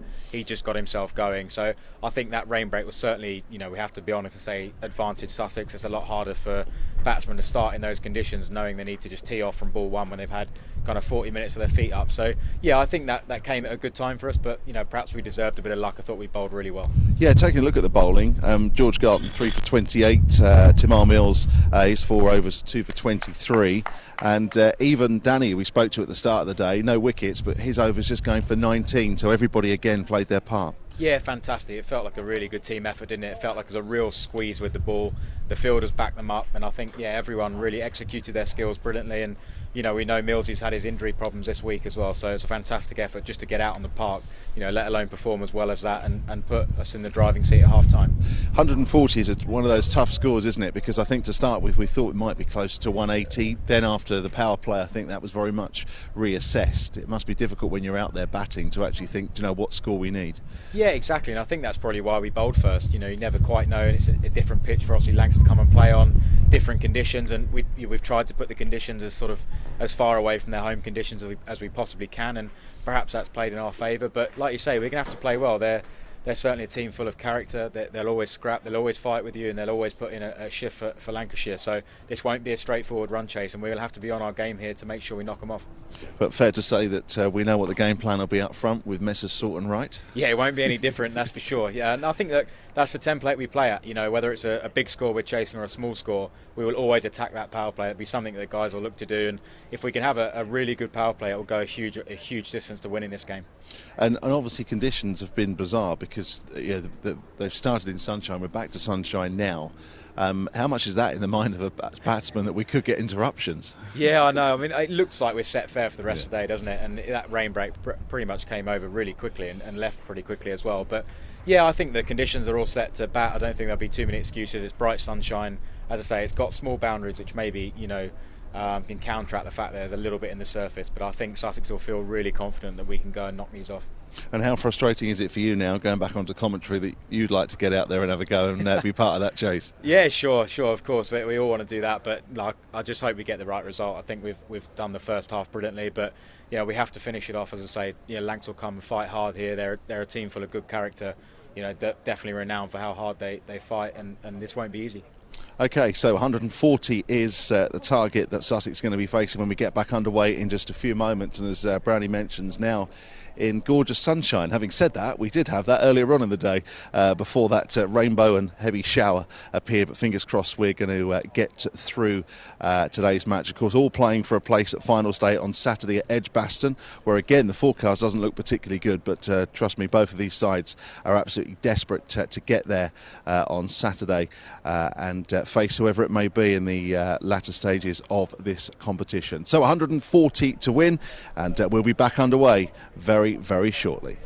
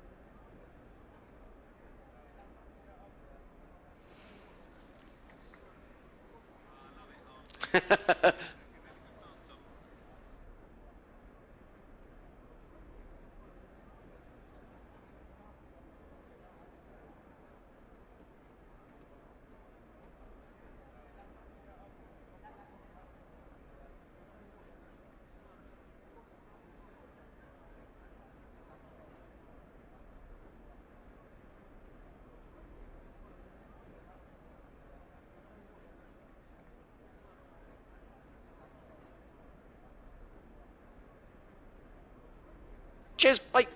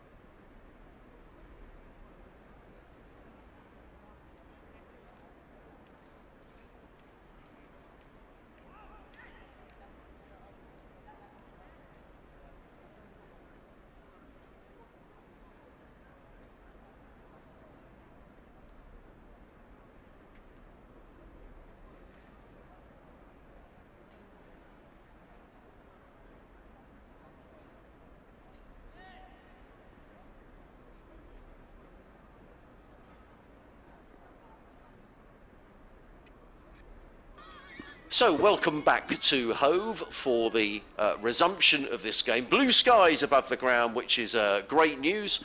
And Sussex needing 141 to win this match. Ben, you've been over chatting. I don't know if you spoke to any of the Sussex players. I just wonder what the feeling is in the Sussex camp. Yeah, I actually didn't manage to speak to the guys. I was just doing a bit of media there. But I certainly think it's a below par score at Hove. But I think one thing, a feature of Lancs cricket, you just know when you play Lancs, they're full of spirit, they're full of pride to play for Lancashire. They're always up for the fight and they're always in the contest with you. So I don't think, you know, them having a below par score, it means it's the end of the game. For a long way short of that. And it's a quarter-final as well, so there's pressure in a run chase. So Lancs will be hoping to get early wickets here and put Sussex under pressure. But I certainly feel the score is at least 20 under par, probably more. So it's going to be Luke Wood who's going to open the bowling from the sea end of the ground. Lovely blue sky above the ground as in comes Wood with the first ball of this Sussex reply. Bowling to Phil Short, who hammers that one away through the covers. That's a great start for the Sharks from Phil Short. It was absolutely belted away. It wasn't that bad a ball from Luke Wright, but Phil Short hammering that through the covers and Sussex off to a good start. Yeah, what a shot that is, first ball. I mean, I think he's probably got to be one of the best players around facing his first ball, isn't he? The way he hits the ball on the first ball so consistently. It reminds me a lot, you know, Chris Nash used to do the same, didn't he? Opening the batting. He used to just have that ability to time that first ball. And, you know, we've mentioned players struggling on this pitch to find timing, and Salty's played that shot first ball, so what a start. Sussex off to a flyer, 4 without loss as Wood runs in. Left arm over the bowls to Phil Short, who drills that ball down the ground to mid-on, fielded by the skipper of Villas on this occasion. It's a dot ball. I wonder whether, I mean, there's no crowd in here today, we know that, but I wonder whether there were a few nerves around the dressing room this morning, Ben. I mean, it's a quarter-final, it's a big competition. Yeah, no, there were, yeah. There's a lot of nervous energy around it. It's been a strange season because, like you said, there's no crowd, but it doesn't really change a lot in terms of how you feel as a cricketer. You want to win, you want to win trophies, you want to beat the opposition, and perform well. So, yeah, there's certainly nerves about. Wood runs away from us up the hill, bowls to Short, and that just bounced a little bit more than Phil Short expected. He managed to get on top of the ball and played it into the leg side, but he was a bit surprised by it. He picks up a single, 5 without loss. Yeah, it was a good delivery, wasn't it? It looked like really hit the pitch hard, and it looks like he's having a bit of a word with the batters as well, Luke Wood. So, yeah, he always strikes me as somebody who likes the contest, he likes the fight, and he's really improved as well. When he came on the scene, I think he was well down on pace from where he is now, and it looks like he's bulked up, he's really strong, and it looks like a really, really good find from Lancashire, from Nottinghamshire. And you were talking earlier on about that match at Trent Bridge where Nottinghamshire won, and I remember the Nottinghamshire attack that day. I think it was Pattinson who was bowling at the speed of light. I remember that. Yeah, I remember I was down Broadsend and Righty was at Pattinson's end. He said, "Oh, you're right leaning on your bat." I said, "Hang on a minute, he's played 100 tests for England." But Righty one happy facing Patterson at the other end. He was quick that day. In comes Wood over the wicket. Bowl to Luke Wright, and he gets that one down to third man. No slip in place. Had there been a slip, Luke Wright might have been in trouble. But he clipped the ball away through the slip cord. It runs away for 4 runs.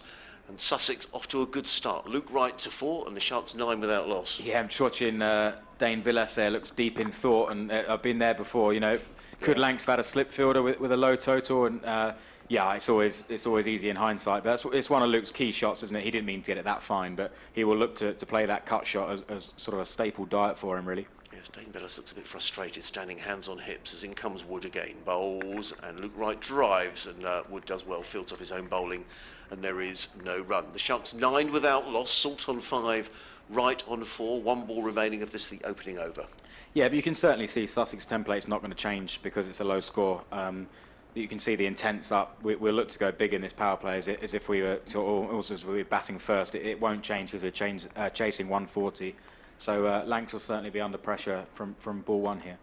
Sussex needing to score at 6.9 and over as in comes Wood running away from us. He's in and bowls, and Luke Wright plays that into the onside, and a very good bit of fielding by Wood, who was very quickly across to field off of his own bowling. It's the end of the opening over of the Sussex reply, needing 141 to win to reach finals day at the weekend. The Sharks are 9 without loss. Phil Salt is on 5. Luke Wright is on 4. Is that very much because that is the team ethos? It's certainly in this format. You go the power play where the field's in. That is where you've got to go hard and get your runs. Is that just kind of almost regardless of conditions, regardless of pitch? Is that just the way it goes? Pretty much, yeah. Pretty much. And I think that's to do with personnel as well. You know, Luke Wright himself as captain wants to go out there and set the tone, and then Phil Salt. You know, that's just the way he plays. So that sort of suits the personnel that's in our team. I definitely think there's a time and a place to be sensible as well. And obviously, if we lose, 1 or 2 wickets, there's other guys in the middle order that can perhaps play that role. But certainly, where these two are concerned, they will look to put the foot down pretty much in all scenarios and put pressure on the bowlers. It's the place to bat, isn't it? In T20 at the top. Yeah, exactly. Definitely, it definitely is a place to bat. Two men out of the circle on a small ground like Hove. It's always an exciting time to watch as well when you've got Salty and Righty going full steam. Well, Saqib Mahmood to bowl the first over from that far end. There is a slip in place now with Salt on strike, and he's pushed that one straight to mid-on. And Mahmood picks up his first wicket, and Phil Salt looks at the toe end of his bat there as he picks out Luke Wood, I think it is, at mid-on. And Salt has disappeared, and Lancashire have picked up their first wicket, 9 for 1 in the second. Yeah, and that's the other side of it, isn't it? That's the other side. When you go hard at the power play, you can obviously make mistakes as well, and that's what Lancs will be hoping for. And they've certainly picked one up there. It's one of Phil Salt's key shots, actually. He plays that shot so well. So, I don't think he'll be too disappointed. Of course, he'd be disappointed to be out, but it's one of his best shots. And, yeah, there's obviously going to be the odd day where he doesn't execute. And it looked like maybe it was just on the replay there, just almost too wide for the pull shot. Maybe he would have been better off playing a cut. But, I think that's the way he plays. And, credit to Mahmood. He's got that extra pace, hasn't he, which can get batsmen in trouble. And he's off to a good start. Yeah, that's just the start that Lancashire should have wanted from that second over after a good first over fight by Sussex. Not an enormous total that Lancashire have got to defend here. And picking up a wicket with the first ball of the Mahmood over. Just the perfect start from his point of view. Yeah, and this is certainly a display of, how Luke sees it as captain, that Delray Rawlins comes in next. It is very much, doesn't matter what we're chasing, we're attacking the power play. And, we've sent in one of our biggest hitters at number 3, so that ethos obviously isn't going to change. There's no sort of caution. It's go for the power play and play the way we play. Delroy Rawlings, the new batsman then. It's 9 for 1. Alex Davis, the keeper, coming up towards the stumps. He's looking out towards Rob Jones on this leg side boundary, just behind square, Rob, on that shorter leg side boundary. Third man in place as well. Still a slip in Keaton Jennings. Here comes Mahmood to Rawlins. That gets him up onto his toes, and steers it into the offside with, again, a little bit of extra pace perhaps from Mahmood. 9 for 1. Yeah, and this is exactly what we expected and what we talked about in our team meetings about Lancs. They're very much a together side. They will always show fight and spirit, and you can see now the pressure they're trying to apply. It looks like Davies is leading the kind of vocal charge, if you like, but that offside, we're in tight, they're in, surrounding Delray. So 140 isn't going to be an easy chase. Lancs are not the kind of side that give up or roll over and die. They've got a lot of good character. slip, backward point, cover, extra cover, mid-off, mid-on, short fine leg. This skews off a little shoulder of the bat down towards third man, where Tom Hartley comes round to complete the fielding. He's off the mark, Rowlands. He's not quite the shot perhaps he would have imagined to get off the mark within a T20 game, but he's up and running, 10 for 1. Yeah, it sort of went to where a gully might be in a championship match, didn't it? But yeah, difficult start, and Lancashire certainly creating the atmosphere, which is exactly what we were able to do actually in our innings with the ball, is get those fielders in tight, get a bit of atmosphere going, and that's the only way to go about having a low total. You know, it takes a lot of character. You can't sulk in the dressing room if you're one of those guys that didn't get a score or you didn't bat like you want to bat. You can't sulk, and certainly Lancs aren't doing that, are they? They are right in the face of the Sussex batsmen. Yeah, the ring of Lancashire red shirts on the offside all creeping in as Mahmood comes in to right. That's cut, but doesn't get beyond Liam Livingston, just backward of point. And there's no run. Wright remains on 4. Sussex Sharks are 10 for 1. Yeah, that's not where Mahmood wants to be bowling to Luke Wright. He's got away with one there, and you don't get away with many with Wrighty's cut shot. It's certainly a key part of his game. He'll be looking to any kind of width he'll look to hit, and Mahmood will want to probably straighten that line up a bit to Luke Wright. Yeah, a yard either side of Liam Livingston, and he's rattling its way down towards the boundary for 4, but he cut it almost straight to the Lancashire fielder. Well stacked on that offside, Lancashire. There's Mahmood back into to right. That's worked away off his hip through mid-wicket. Just for a single. Wright moves up to 5. And the Sussex Sharks are 11 for 1. Yeah, that's a good readjustment from Mahmood, isn't it? Straight away, you know, recognising that even sometimes the ball at the top of off stump to Luke Wright, he can cut away for 4. So good readjustment, bowling a bit straighter there. He's an impressive young bowler, isn't he? He is, yeah. It almost felt at one stage he played more for like the England Lions than he had for Lancashire, but he's been in and around that Lions setup and now ultimately into the senior one-day squad now for some time. He's had a very impressive start to his career, and touch wood from his point of view. It's like he's through with those injuries that he had that niggled him at the start of his career. Into Rowlands. Raps at the pad as he shapes to play it into the onside. The ball balloons that into the offside, and there's no run. That's the end of the second over. I think 2 runs off it and the wicket as well. So a good start by Saqib Mahmood. 2 overs into the reply. The run chase for the Sussex Sharks. 141 is the target. 11 for 1 after 2. That's a hugely impressive start from Mahmood. I think that's an over that's really just got Lancs up and about, hasn't he? He's got his pace up. He's obviously got the wicket of Phil Salt. And he's got all those fielders sort of really bouncing around and chirping and look like they're getting in the batsmen's faces. So that's a massive over for Lancs. I think just almost the first time really they've made a kind of a statement in the game, if you like. They really sort of stamped their authority on it, and it's been the young bowler Mahmood who's been able to really sort of throw the first punch in this innings. You're listening to live cricket on BBC Radio Sussex, BBC Radio Lancashire, also available on the Lancashire and Sussex live streams if you want to see the pictures. Myself, Adrian Harms, alongside Scott Reed and the Sussex Club skipper Ben Brown. A glorious sunny afternoon here at Hove. Let's hope it stays like that, because this could be an absorbing next hour or so. As in comes Luke Wood over the wicket, bowls to Luke Wright, who plays one of his favourite shots and works that backward of square on the offside down to a wideish third man and picks up a single. Does Wright? He goes to 6 off 6 deliveries, and the Sharks to 12 for 1, needing another 129 to win at a rate of 7.2 an over. During this competition, Sussex have had a few times, Ben, when they have had these sort of middle order collapses. I mean, even over Essex at the last game. Is that something that the side have spoken about losing those wickets in the middle order? A little bit, but we don't focus on it hugely, to be honest. I think we want to be positive and we want to be aggressive, and I think if you over focus on the collapses, it can sort of stifle you a bit. In comes Wood over the wicket, bowls to Rawlings, who swings that one. He gets a thick edge down to third man, and a very fine bit of fielding.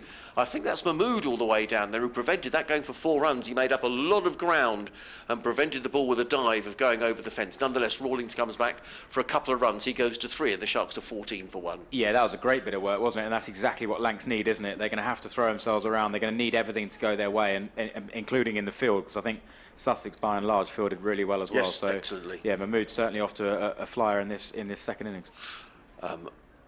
Wood has now got a slip in. That's Keaton Jennings standing in there. He's almost in a very almost sort of second, almost a third slip position is Keaton Jennings. And I think there was a bit of natter going on there, and Delray Rawlings quite within his rights just to pull away and wait. I fancy there's a bit of chat out there. It does seem that way. But just going back to those collapses, I think the more important thing is one of the top order go really big. Yeah. Get a 70 here, kill the game. And I think that's probably what we've lacked slightly if we're being critical. Maybe too many 40s and 50s. In comes Luke Wood again, and his red strip comes in and bowls to Rawlings, who's wrapped on the thigh pad. The ball ricochets into the gully, and a good stop by Jennings, diving away to his right. And Luke Wood is building up a fair head of steam here. Yeah, they've bowled impressively well, haven't they? I actually thought his first over was pretty unlucky to go for what he did, but this is where Luke Wright plays a good role here. He's taken, you know, a bit of time out of the game. He's walked right down the wicket just to chat to Dell. You know, Dell's still a pretty young man playing in a quarter-final, so he'll have a few nerves, and, you know, Wrighty just wandering down there to settle him down is exactly the right thing to do as a senior player, and in Luke Wright's case, the captain. Changing the field, the slip has now come out, Keaton Jennings. He's come into mid-wicket, so there are four players saving one on the offside, 3 on the leg as Wood runs away from us. Very straight approach to the wicket. He's in and bowls. Rawlings swings down to third man, fielded all the way down in the distance by Mahmood, and Rawlings picks up another single. He goes to 4 off 6 deliveries, and the Sharks to 15 for 1 in this, the third over, I should say. 2 balls remaining in this over. I wonder whether the slip will go back in for Luke Wright. Perhaps that particular horse has already bolted, because Luke Wright played a shot down to third man in the opening over, where a slip might have been in business, but I'm sure Luke knew there wasn't one in place. And he waits now as Keeper Davis is just trying to make some adjustments to the field as well, but in comes Luke Wood running away from us. He's in and bowls to Luke Wright, who I thought for a minute was going to play on it. Goes through to Davis. He rolls the ball at the stumps and misses, and they go through for a single. That was tight. 5. Fancy that might have been out. We're sort of a bit obscured, aren't we? But it looked as if that was a pretty dicey single, wasn't it? Yeah, We'll wait for a replay there, but yeah, I fancy that Delray might have been a bit lucky, because, you know, Davies would fancy himself to hit from there. I know he's a good fielder when he takes the gloves off. He doesn't always keep wicket, so he'll be a little disappointed to miss the stumps there, I think. 16 for 1 are the Sharks. 1 ball remaining in this, the third over. Rawlings on 4, Wright on 7. Luke Wood down below us turns and runs away from us in glorious autumn sunshine. He's in and bowls to the left-handed Rawlings. Well pitched up, and Rawlings drives firmly down the ground, fielded by Villas, who shies at the stumps. He misses the stumps by not too much, and Rawlings was home. That might have been tight as well, but I think Rawlings was probably home. It's the end of the third over of the Sussex reply, and Sussex are 17 for 1. Rawlings on 5, Wright on 7. Phil Salt, the man, back in the pavilion for 5. Yeah, just watching the replay, I think he was home there, to be fair. I think that was more oohing and ahhing than was necessary, but it's got that horrible feel at the moment of a low-scoring thriller, hasn't it? Does, yeah. I'm desperately hoping from a Sussex point of view I'm wrong, but it's just a few things going on out there. Lancs looks so in this contest. The way they've come out and bowled has been really impressive, and the fielders have gone with them. There's certainly a lot of chat out there. So from our point of view at Sussex, we just got to get composed, and, you know, hopefully Luke Wright can stay out there for a good period of time and sort of guide Delray through this power play, which Lancs are making as hard as possible. Yeah, I think Lancashire were pretty happy with how it started here, 3 overs in. I think the first over, I mean, there was 9 off the first over, but certainly there was an edge down to third man, which was not where he wanted to play it. Mahmood pulled it back. Wood's second over was excellent. So yeah, I'm with you. This has the makings of being a fascinating T20 game, but of course, because it's a relatively modest total at Lancashire set, a couple of big overs for Sussex takes it away a bit. Here comes Lamb into the attack, and Rawlings says, you know what, I quite fancy a big over here. He comes down the pitch to Danny Lamb, trying to work it through the onside, and that's hit him in a slightly awkward place, and he's just taking time. Yeah, Danny Lamb sort of lots of slower balls, doesn't it? He's quite clever with his mix-up and changes up, and I fancy that was probably one to start off with there, that slower ball. Delray through the shot. So yeah, I think Delray is going to look to attack that leg side, it looks like, even despite the fact that he's got his 2 fielders out there. But I mean, for Delray, it's just a chip out there. If he gets any kind of bat on it, you'd fancy him to hit it for 6. You know, he's still down on one knee. He wants a drink bringing out, and just an extra moment or two to compose himself. It never helps, does it? He's going to get one anyway. But yeah, you're probably right. It's probably a good thing just to maybe take the air out of Lancs a little bit, as much as anything, because they've come out, as we would expect, they've come out red hot, and they're really having a a good pop at Sussex, and it's everything you expect playing Lancs. They're a side that got great character and great pride to play for their county, so you always expect a contest, and you shouldn't expect any less playing against Lancs. So Rowlands has a little drink. He's still crouching down on his knees. He's removed his helmet. Luke Wright has wandered away, and Lancashire are having a little drink themselves. The umpires come together. We're 1 ball into the 4th over. 17 for 1, the Sussex Sharks. Lancashire Lightning made 140. Lancashire have picked up 1 Sussex wicket so far. Phil Salt caught by Luke Wood off the bowling of Mahmood, but in Luke Wright and Delray Rowlands, the Sharks have got 17 runs on the board, and a glorious sunny afternoon. A place at finals day awaits the winners of this particular fixture, and they'll play either Nottinghamshire or Notts, the Notts Outlaws, or the Leicestershire Foxes, and the Foxes just squeezed into the quarterfinals on the very final game of the group campaign. They beat Lancashire at Emirates Old Trafford, and their net run rate saw them progress to the knockout stage. That's the 6 o'clock start in that fixture. Yeah, it looks like Surrey are on course for finals day. They made 169 for 2. Kenton replaced 79 for 5 in the 15th, so needing 91 in 5 overs. And Northamptonshire bowled out for just 113 by Gloucestershire. So Gloucester looking good for finals day as well. Looks like Delray's okay. He's certainly taken a bit of time there, hasn't he, to compose himself, and why not? Yeah, it's been a tricky start, though, hasn't it, for Sussex out there, and hopefully this little break can just refocus Delray. Well, he came at the bowler at the last delivery. He remains in his crease on this one as Lamb fizzes it down the leg side, taken by Alex Davis, but the umpire spins round to signal a wide. Interesting decision. I guess that's probably a pre-set plan for Lancashire that Sir Keaton Mahmood hasn't bowled 2 in a row there. I wonder which overs he is going to bowl. I think it certainly would have been tempted for Dane Villas to keep going, because he looked like he was really on fire in that first over. Lamb into Rowlands again down the leg side, so another wide signal. Well, Delray's played that delay well, hasn't he? It looked like Lamb was on for a good over, and he just bowled 2 down the leg side straight away, so certainly worked in our favour, it looks like. 19 for 1 now. A little twirl of the bat. And a deep mid-wicket and a deep backward square leg on that shorter leg side boundary. Lamb to Rowlands, up onto his toes, trying to work it into the onside. It just deflects down to Matt Parkinson at short fine leg. And Rowlands gets a single. He moves his total on to 6, and Sussex are 20 for 1. Lancashire will certainly know, though, that to win this game they have to get Luke Wright out. I think that's obviously going to be a key part of the game, of how they do that, and it's certainly if Luke even bats for 10 overs, we'll probably feel very confident. So it's certainly a game within a game is how they're going to get Luke Wright out in this innings.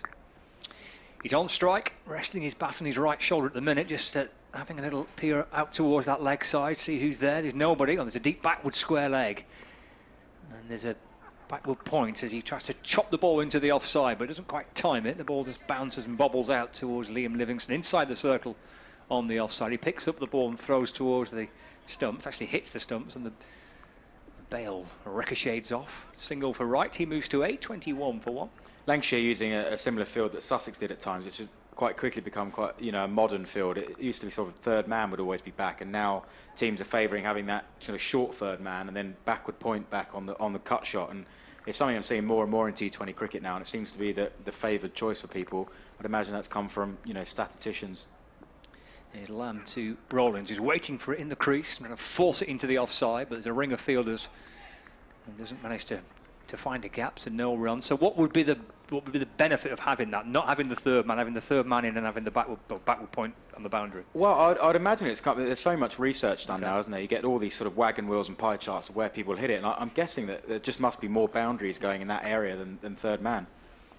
Rowlands standing tall in the crease, swinging and missing through to the keeper, no run. Certainly for someone like Luke who looks to play cut shots and hit that width, I'd fancy that perhaps it's easier for batsmen to get power through that backward point area than it is third man, and just the way the game adapts, isn't it? And if that's certainly something people have looked at, then it would have come from all the analysis that's done, particularly around T20 cricket. There's so much done now, and clearly that's the favoured field for people. Final ball of the 4th over. Lamb to Rollins. Let's steer down towards short third man where Tom Hartley fields. And after a bit of a mixed bag at the start of it, with a couple of wides sent down the leg side by Daniel Lamb, at the end of the 4th over, the Sussex Sharks are 21 for 1. Yeah, this innings has certainly been sort of on trend with the game so far, hasn't it? That batsmen just don't seem to feel completely comfortable with the surface and have literally searching for their form perhaps a little bit. And certainly that was the way through the Lancs innings. So Sussex haven't been able to kind of break that trend just yet. So it's Luke Wood who's going to carry on from the C end of the ground. A warm welcome wherever you're listening from to our live cricket coverage here on BBC Radio Sussex, BBC Radio Lancashire, also available on the Lancashire and Sussex Club streams. Myself, Adrian Harms, alongside Scott Reed and the Sussex skipper Ben Brown. The sun is back with us and Luke Wood is running away from us. 21 for 1 of the Sharks after 4 overs. As in comes Luke Wood, bowls a full toss and Luke Wright works out onto the leg side, fielded there by Liam Livingston at mid-wicket, and there is no run. Wright on 8 off 9 deliveries, Rawlings on 6 off of 12. The run rate up to 7.6 and over. I don't think I'm going to be worrying too much about that at the moment, but this is a good contest, Ben. It certainly is, yeah, and I'm interested. Dane Villas has trusted Luke Wood to bowl 3 on the bounce up the hill, which is always a challenging ask for a bowler, but he's obviously got faith in him that he can do that job, but only leaves him 1 at the death, of course. Right, 2 overs for 15 as in comes Luke Wood. In over the wicket bowls to Luke Wright, who works that one down towards fine leg, and it could well go all the way for 4 runs. It's running up the hill, and although the outfield is quite damp, it's raced away up the hill, beating Matt Parkinson. And 4 to Wright, he goes to 12 with a total 25 for 1. Yeah, nicely tucked away from Luke Wright. It's one of the challenges bowling at him because he's so strong through the offside. I think bowlers feel like, right, I've got to bowl straight, I've got to get a straight line, I've got no margin for error with width. And then, of course, you get 2 straight and he's good enough to flick you off your pads. So really hard man to bowl at, especially when he's in this form.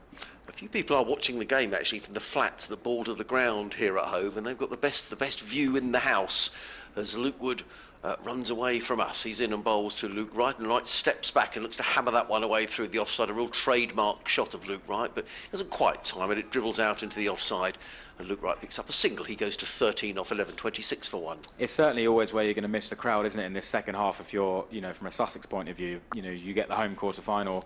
You can just imagine Luke Wright tickles one down there for 4 down the crowd, gets the crowd up, gets the momentum going. So certainly it's always, a moment just to feel sad that there isn't, a full house here enjoying what it feels like is going to be a really, really good game of cricket. Yeah, certainly does, as Luke Wood runs in away from us to bowl to the left-handed Delray Rawlings, who's 6 not out. He's in and bowls, and Rawlings, I think a bit of pad, or a bit of thigh pad, bat onto thigh pad, picks up a single as the ball dribbles into the onside. It did come off the thigh pad. And Sussex go to 27 for 1. Of course, it was the quarterfinals last year, where perhaps one of the most wonderful innings in T20, well, perhaps history, really. Moeen Ali making a big 100. Didn't want to see Sussex lose, but it was an amazing innings. If you're going to go out, though, you go out to an innings like that, you kind of have to tip your cap and say it was world class, wasn't it? The hitting really was just unbelievable.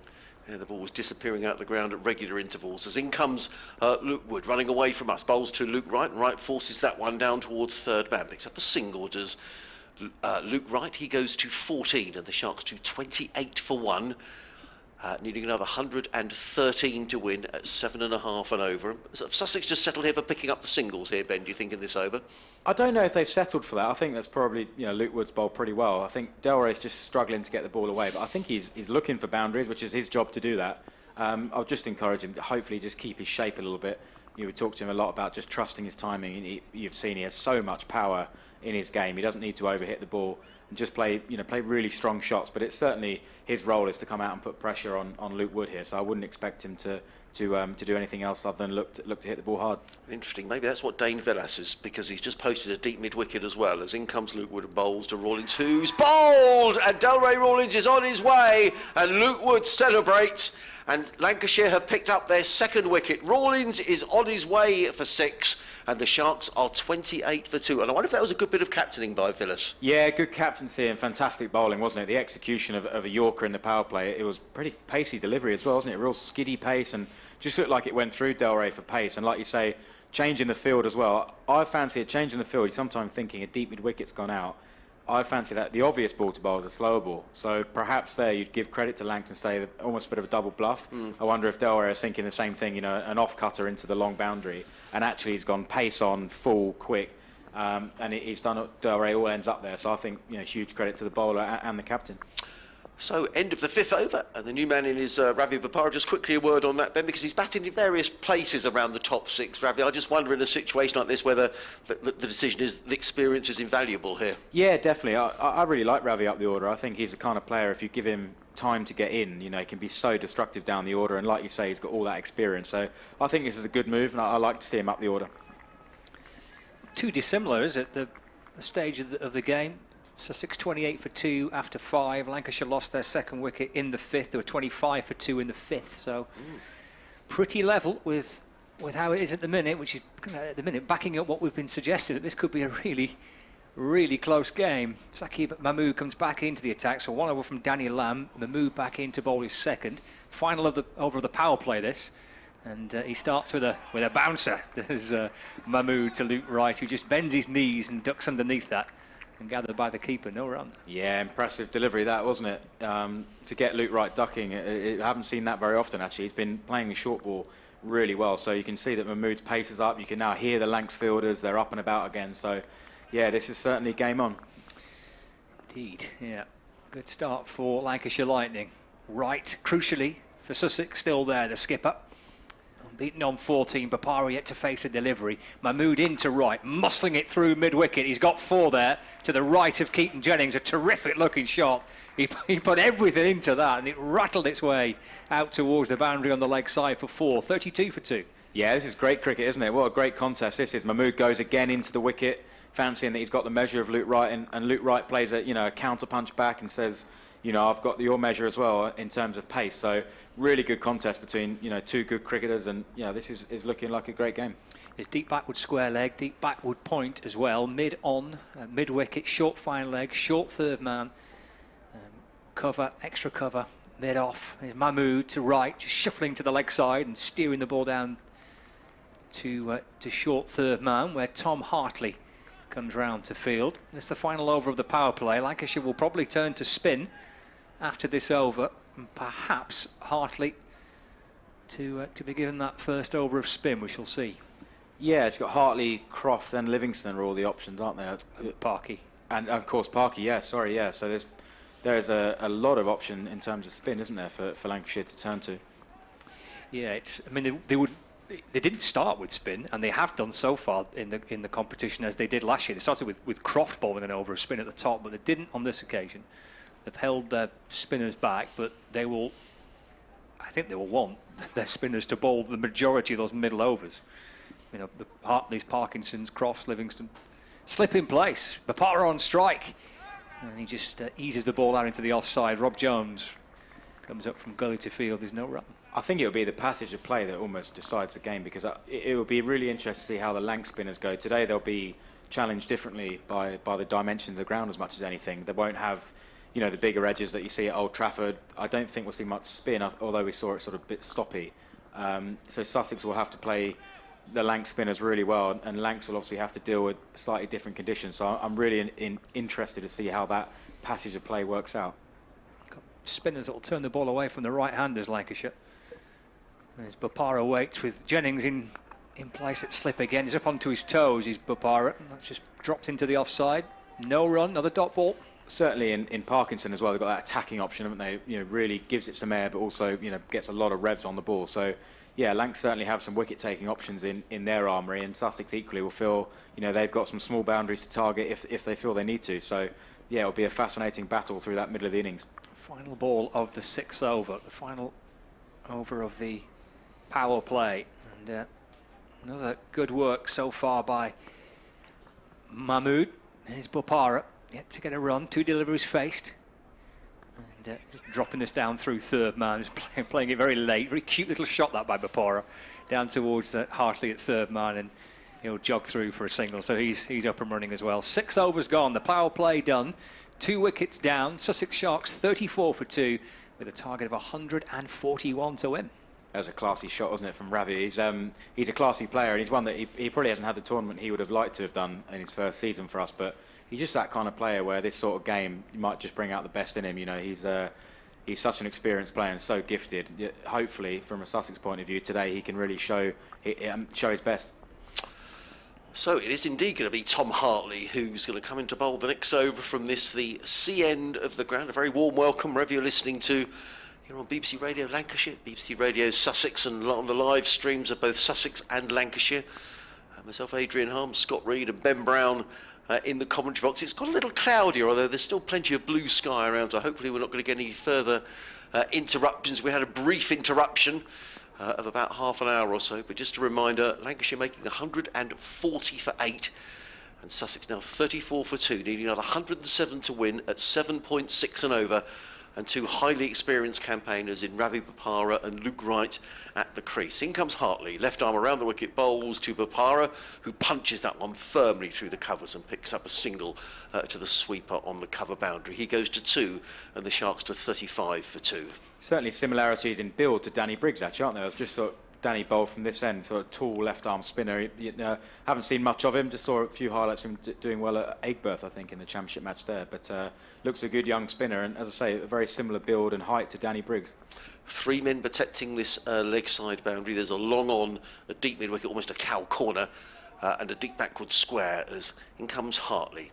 Left arm around the wicket, bowls to Luke Wright, and he's surprised by a bit of extra bounce there is Luke Wright, but he manages to play with soft hands to backward point, and he gets a single as right. He goes to 20 off 16 and the Sharks 36 for 2. There's certainly encouragement for the spinners, isn't there? We saw a couple of balls just stopping in the surface and a little bit of bounce for the spinners, and often spinners talk about bounce, as much as they do turn, so there's certainly something there.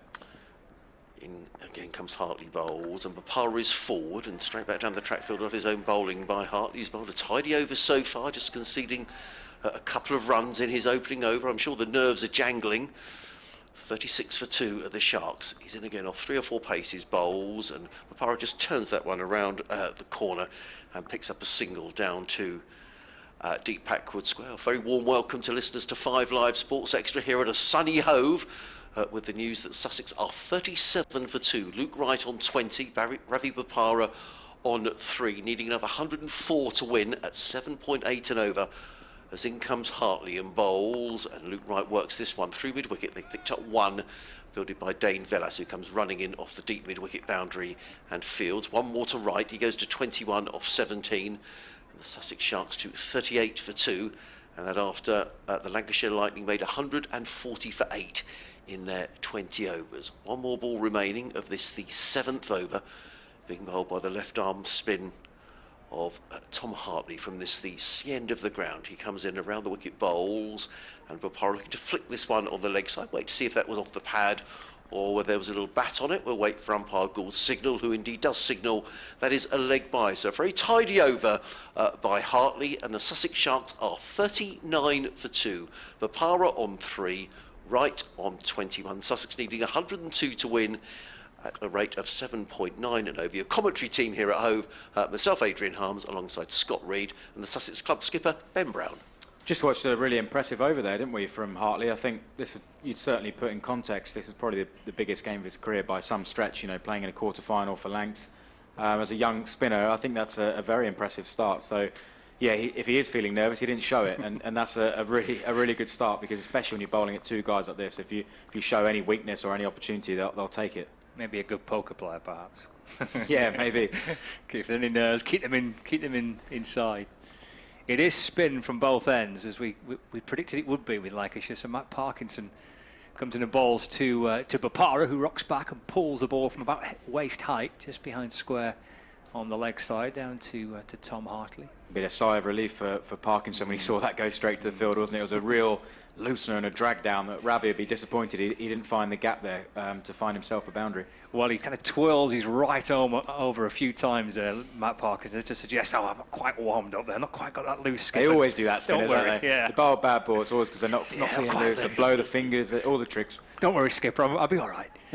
In again, he's Parkinson off the back foot, right, punching the ball down the ground for a single. Moves to 22, 41 for 2. The Sussex Sharks, 141 is the target to win the game, and what he's bubbling up to be a terrific finish of potentially a real low-scoring thriller, perhaps. The keeper crouches down, but Bopara lifts it over extra cover. It bounces in front of Rob Jones, who comes round from the long off boundary to field. Bopara moves to 5 now.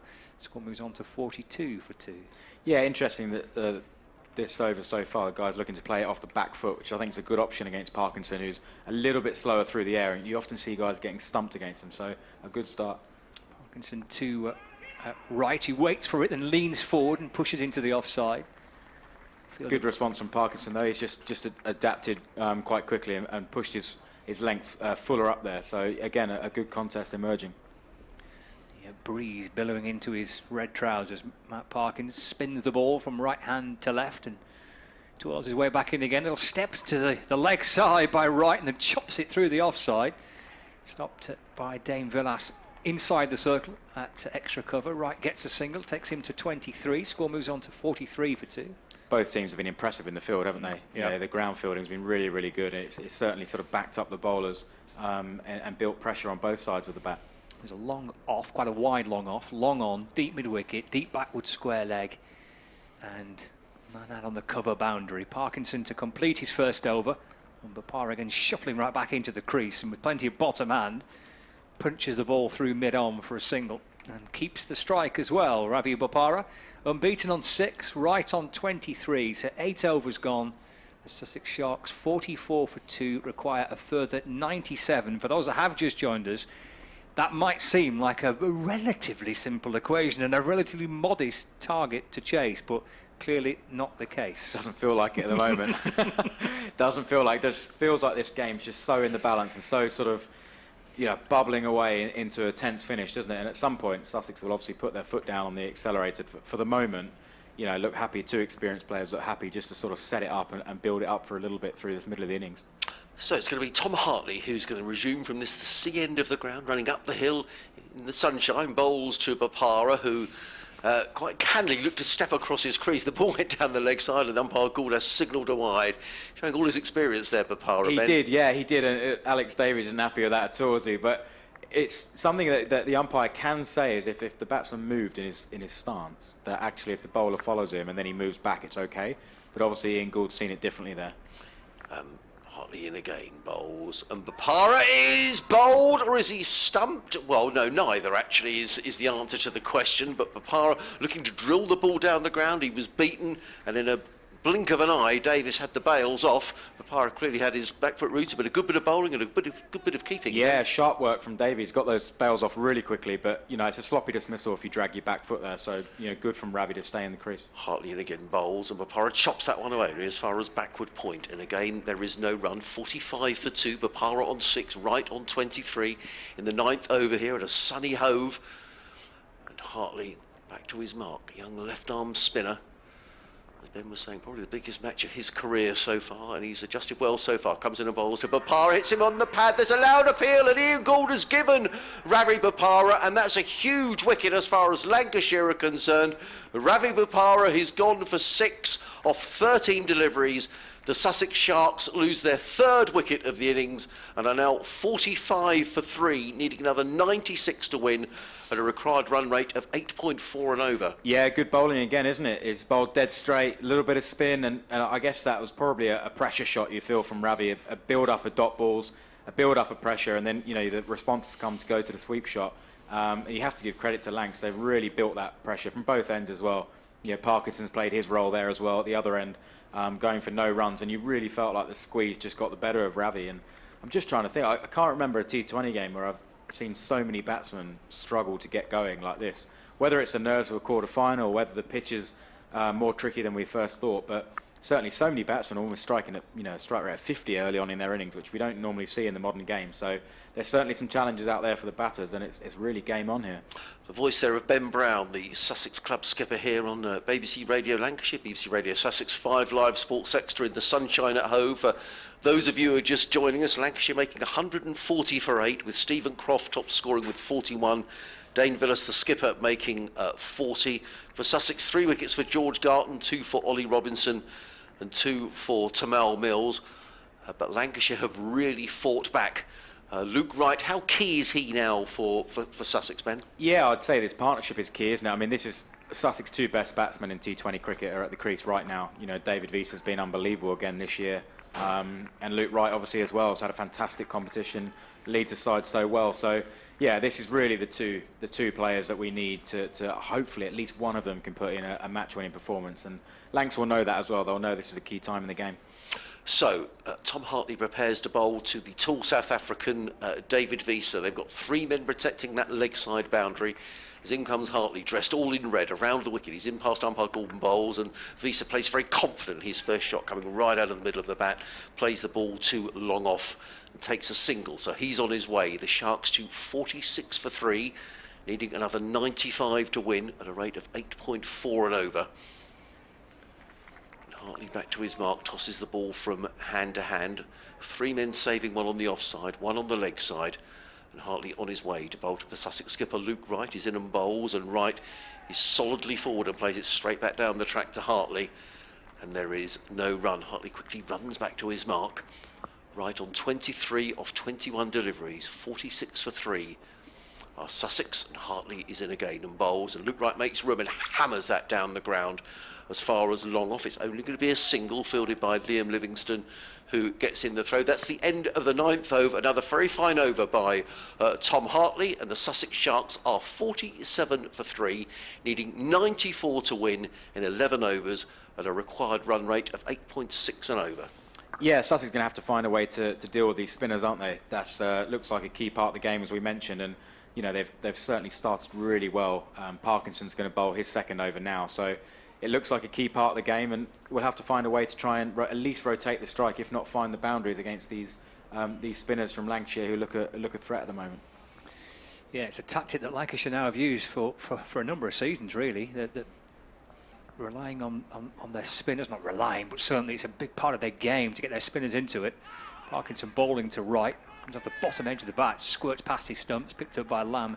It's short, fine leg, and there's no run. It can often be kind of trial by spin when you face Lancashire. It was kind of Stephen Parry up until this season, but now it's Parkinson and Hartley. This is pushed by right off the front foot, but again it doesn't beat the infield. Another dot ball for Matt Parkinson. Yeah, we certainly would have hoped to take the spinners out a little bit more on the wicket, but I'm guessing the rain has probably played its part to kind of bring the surface a little bit of tackiness. It looks like the ball is holding up a little bit in that pitch. Parkinson bowling his leg spin to right, rocking back and dragging the ball out through deep mid-wicket for a single. Right, moves up to 25, 48 for 3, halfway into the 10th over. Wiese takes guard as he prepares to face the blonde-haired Lancashire leg spinner for the first time. Shadow cast behind him, sun beaming down, blue sky above us, and a place at Edgbaston awaiting the winners of these two sides. Wiese with the keeper right up behind him, and Parkinson shuffling in to bowl. He plays a little forward defensive and just squeezes the ball back down the pitch, and fielded by Parkinson off his own bowling, and there's no run. It's always a surprise with that huge backlift when David Wiese takes a defensive option, isn't it? We've got such a big backlift. Stands and waits again. Just pushes the ball out into the offside. And a tumbling Keaton Jennings, who loses his cap from backward point, stops the ball. And again, there's no run. 48 for 3. Final ball of the 10th coming up. Leg side boundary at long on, deep mid-wicket, deep backward square. There's a long off and a deep extra cover. The sweeper's out there. There's Wiese work it down the ground through straight mid-on for a single, and he keeps the strike as well. That's the halfway stage. 10 overs gone. Wiese on 2, right on 25. Sussex 49 for 3, require a further 92. More good bowling from the Lanc spinners. It's another good set from Callum Parkinson there. I'm just looking to see if they're going to mix up their spin options. It looks like Liam Livingstone might come in to bowl up the hill. He's certainly got the ball in his hand.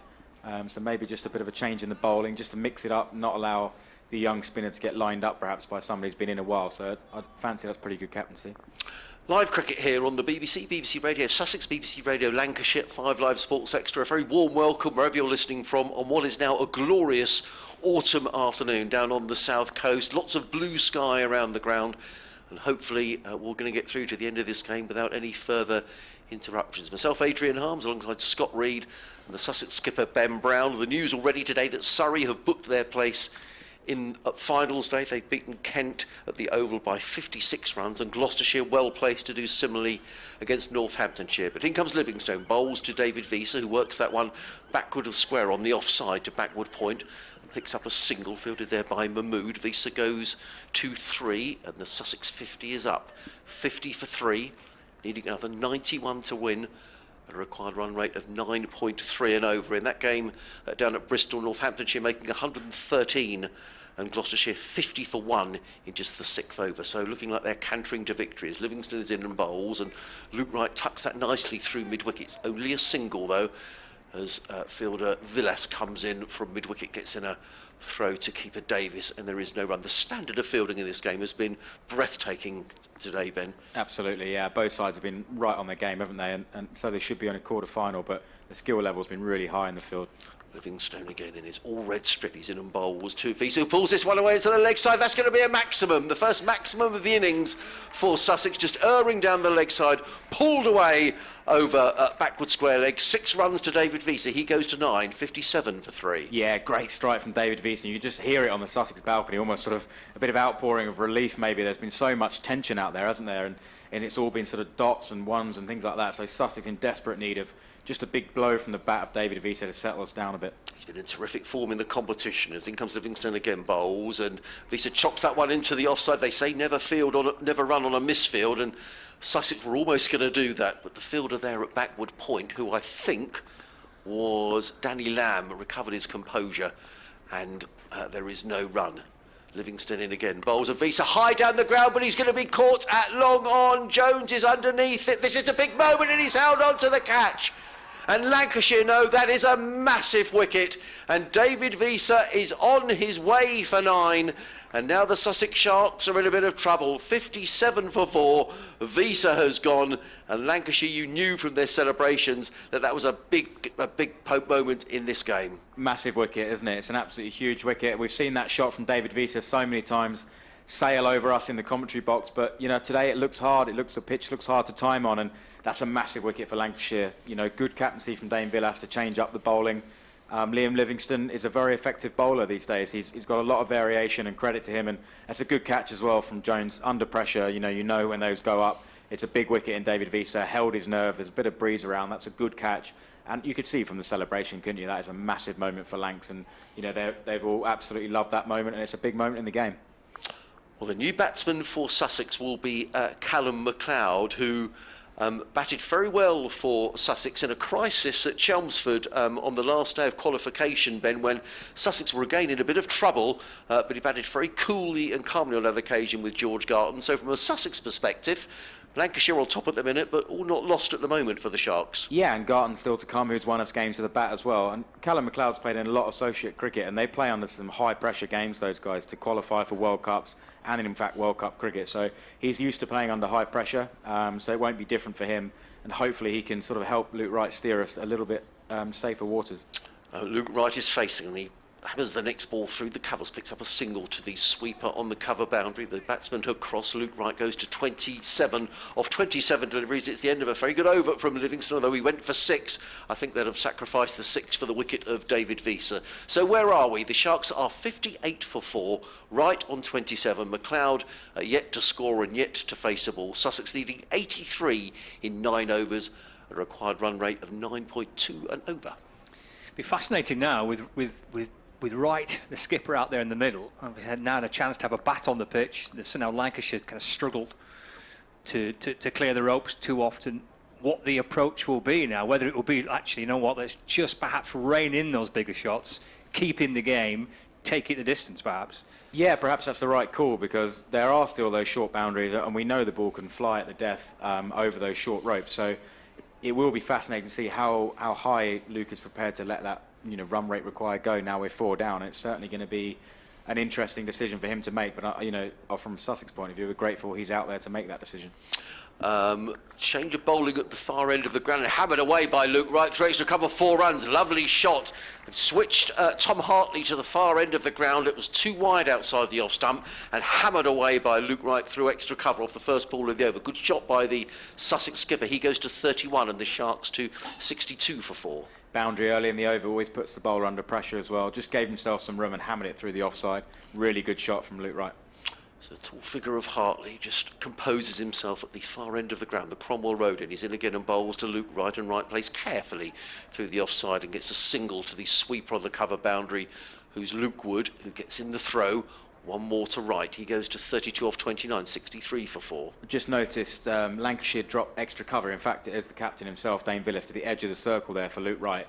And I think it's just a bit of evidence that, you know, they're obviously fearing Luke Wright as the key wicket, almost happy to give him a single, which is a slightly dangerous tactic. You know, not one that they should employ too often, but it does show you, you know, how highly they think of Luke Wright's wicket here is going to be the key to the game. Hartley back to his mark. Around the wicket comes in and bowls to Callum McLeod, and McLeod plays through the offside. It's a nicely timed shot by Callum McLeod that could well go for 4 runs. Good bit of fielding. No, he doesn't manage to stop the ball, does Jones over on the extra cover boundary, and Callum McLeod a little bit more than a push really through extra cover, and it raced away for 4 runs, and the Sharks to 67 for 4. Amazing piece of timing, wasn't it? Something we've spoken about all day as batsmen struggling to time the ball. That was a fantastic shot through extra cover. Dane Villas extra cover is there trying to get in really tight against the new batsman, which is a good idea, but McLeod too good. Hartley again bowls to McLeod, who clips that through mid-wicket. They've taken 1, that's all they'll take. So there's 10 off this over so far. A good over for the Sussex Sharks, 67 for 4. Callum McLeod on 5, Luke Wright on 32. Sussex needing another 73 to win at a required run rate of 8.8 and over. Hartley just looking at his offside field to make sure he's got everybody in exactly the right position. Tall left arm around the wicket, comes in and bowls to Luke Wright, who clips that one down to fine leg. They think about a single, but they don't take that single. And one more ball to go in this, the 12th over. We're just going for an update to the listeners on BBC Sussex. Yes, and Sussex struggling here at the moment, James. 68 for 4. Luke Wright is on 32. Callum McLeod is on 5. So Sussex needing another 73 to win, and they've got another 8 overs in which to get those runs at 9 and over. Luke Wright has had a terrific competition for the Sharks, and all the time he's there, Sussex are still in with a good shout of winning this game. But the Sharks 69 for 4.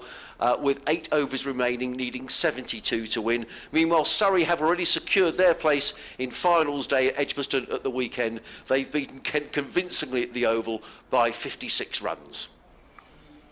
So that's our update done for the listeners on BBC Sussex. So Ben, 8 overs to go, 69 for 4, 33 Luke Wright, 5 to Callum McLeod. This game very much in the balance. Absolutely, yeah, and I think that next 4 overs is the key, isn't it? Can we set it up for the death? Can we still have 4 wickets in hand going into the last 4 overs, and then we can really launch an attack on the Lancashire seamers?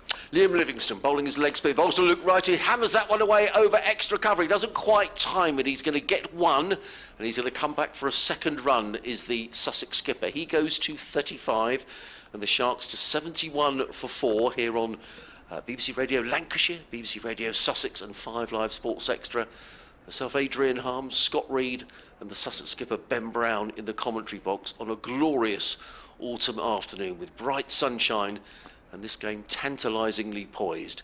In comes Livingstone over the wicket, bowls to Luke Wright, who's beaten outside the off-stump by a ball that turned away from the right hand. That was a good delivery. Yeah, hugely impressive delivery, wasn't it? Turn and bounce there from Liam Livingstone. He's really holding his nerve as well, isn't he? He's bowling to these short boundaries, but he looks in a frame of mind to take wickets, not just be defensive. He's in again, bowl to Luke Wright, who drills that one down the ground, literally down below us, to Rob Jones, who comes running in off the long-on boundary and keeps it to just a single. Right to 36 off 34 deliveries. 72 for 4 are the Sharks. Luke Wright, an immensely experienced T20 player, will know that it doesn't all rest on his shoulders, but if he's still there at the end, you'd think the Sharks are in a good position to win this match, and Lancashire will know that's the key wicket. The required run rate up to 9.2 and over.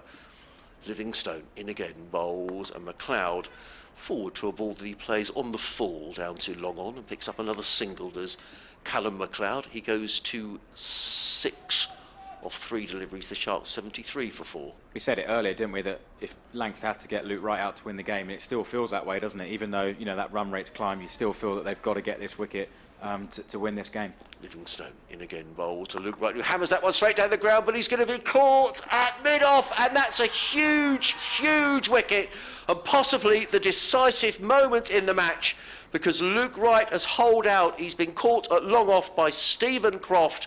Luke Wright on his way for 36, and the Sussex Sharks now 73 for 5. And the big guns at the top of the order are now gone for the Sharks. It's not all over. Still George Garton to come for Sussex, who's been in terrific form. But you have to say that Lancashire looked favourites from here. Absolutely. Advantage Lancs now, isn't it? Definitely have turned this game around the second half. What an effort it's been. And that's a huge wicket. Liam Livingstone, the man again to take the big wicket. I think Luke Wright's probably fancy he's trying to hit that a bit straighter. But I think, you know, a little bit of turn from Livingstone has just caught the outside edge. Yeah, just seen it on the replay there. He's just sliced it out to long off. And again, the ground fielding and the catching's been outstanding, hasn't it? Both sides have been really good in the outfield. And that's an excellent catch, under pressure, low catch in a quarter-final. All credit to Lancs. It's really good cricket. Just watching the replay of Stephen Croft when he caught that, I mean, he caught it and then he sort of shook his hands as if to say, yes, I've got it. I mean, they knew that was a big wicket. But also, as Ben was saying, it's not an easy catch, is it? It's one of those we were saying earlier where fielders absolutely commit to going for the catch. Absolutely, and it's hard to read those ones sometimes. When it sort of flies off the bat, you don't know whether the batsman sort of melted it over your head or whether you've got to run in. So that's a really good catch under pressure from Stephen Croft, who's, you know, suddenly his innings of 41, it was 41, he's starting to look, you know, more valuable than perhaps we first gave it credit for. Well, Sussex supporters were perhaps feeling a little down. However, it was this pairing that saw Sussex pretty much over the line at Chelmsford in the last qualifying match. Callum MacLeod and George Garton, who starred with the ball, George Garton, picking up 3 wickets, and indeed it was Garton who pretty much won the game against Middlesex here as well. So still something for Sussex supporters to cling to, but Lancashire in the ascendancy as in comes Livingstone and bowls to MacLeod, and has he bowled him? Yes. Yes, he has bowled him. I thought for a minute Davis had whipped off the bails. Is Callum MacLeod on his way? No, he's not. No. It's a confusing Well, reaction. we saw the bails go up in the air, and I thought he'd been bowled, but it was Alex Davis who'd whipped off the bails. Anyway, it's a dot ball, is what we can tell you, and Callum MacLeod is still there. So the equation is the Sharks are 73 for 5, needing 68 to win in 7 overs. Callum MacLeod is on 6, George Garton yet to score. Sussex now needing to score at 9.7 and over. Just interested to see that Danny Lamb's come back into the attack, so they're obviously going to keep some spin up their sleeve here, Lancashire, which is, you know, not a bad policy, but it might give Sussex the opportunity to have a bit more attacking intent against a seam bowler rather than another spinner who seems to be really tying Sussex down. Yeah, Parkinson's got 2 overs left. Tom Hartley's got 1 over left. Livingston's just completed his 2nd over. And we're not seeing Croft yet. That's another option that Lancs have got if they want to use another spinner. But they've gone back to Danny Lamb. It's a terrific over again by Liam Livingstone. He has worked an awful lot on his bowling, particularly with the white ball. He's worked a lot on his leg spin, albeit he still bowls off spin as well. He bowled 2 good overs there. Here's Lamb bowling to Garton up onto his toes, working the ball through mid-wicket for a single. It's impressive talent, isn't it, to be able to sort of bowl off spin and leg spin at that level. It's a great skill to have. I presume he bowls more off spinners to left-handers and, you know, leg spinners to right-handers, which is pretty impressive. He'll change it during an over as well. He'll bowl off spin and leg spin to right and left in the same over.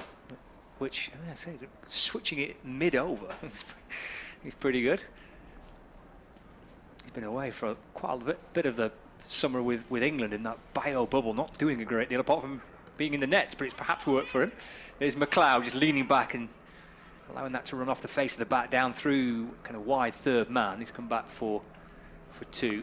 The score moves on to 76 for 5, the Sussex Sharks. He's made a nice, composed start to this innings, Callum MacLeod. There's been a few wickets around him, not easy circumstances. He's just gone about his business quite calmly, so hopefully I haven't put the mockers on him because he looks like he could be the key man now for Sussex. Lamb running in towards, just covering the ball up with his left hand, and MacLeod trying to cut the ball, but he just skipped through underneath the bat and taken by the keeper. There's no run.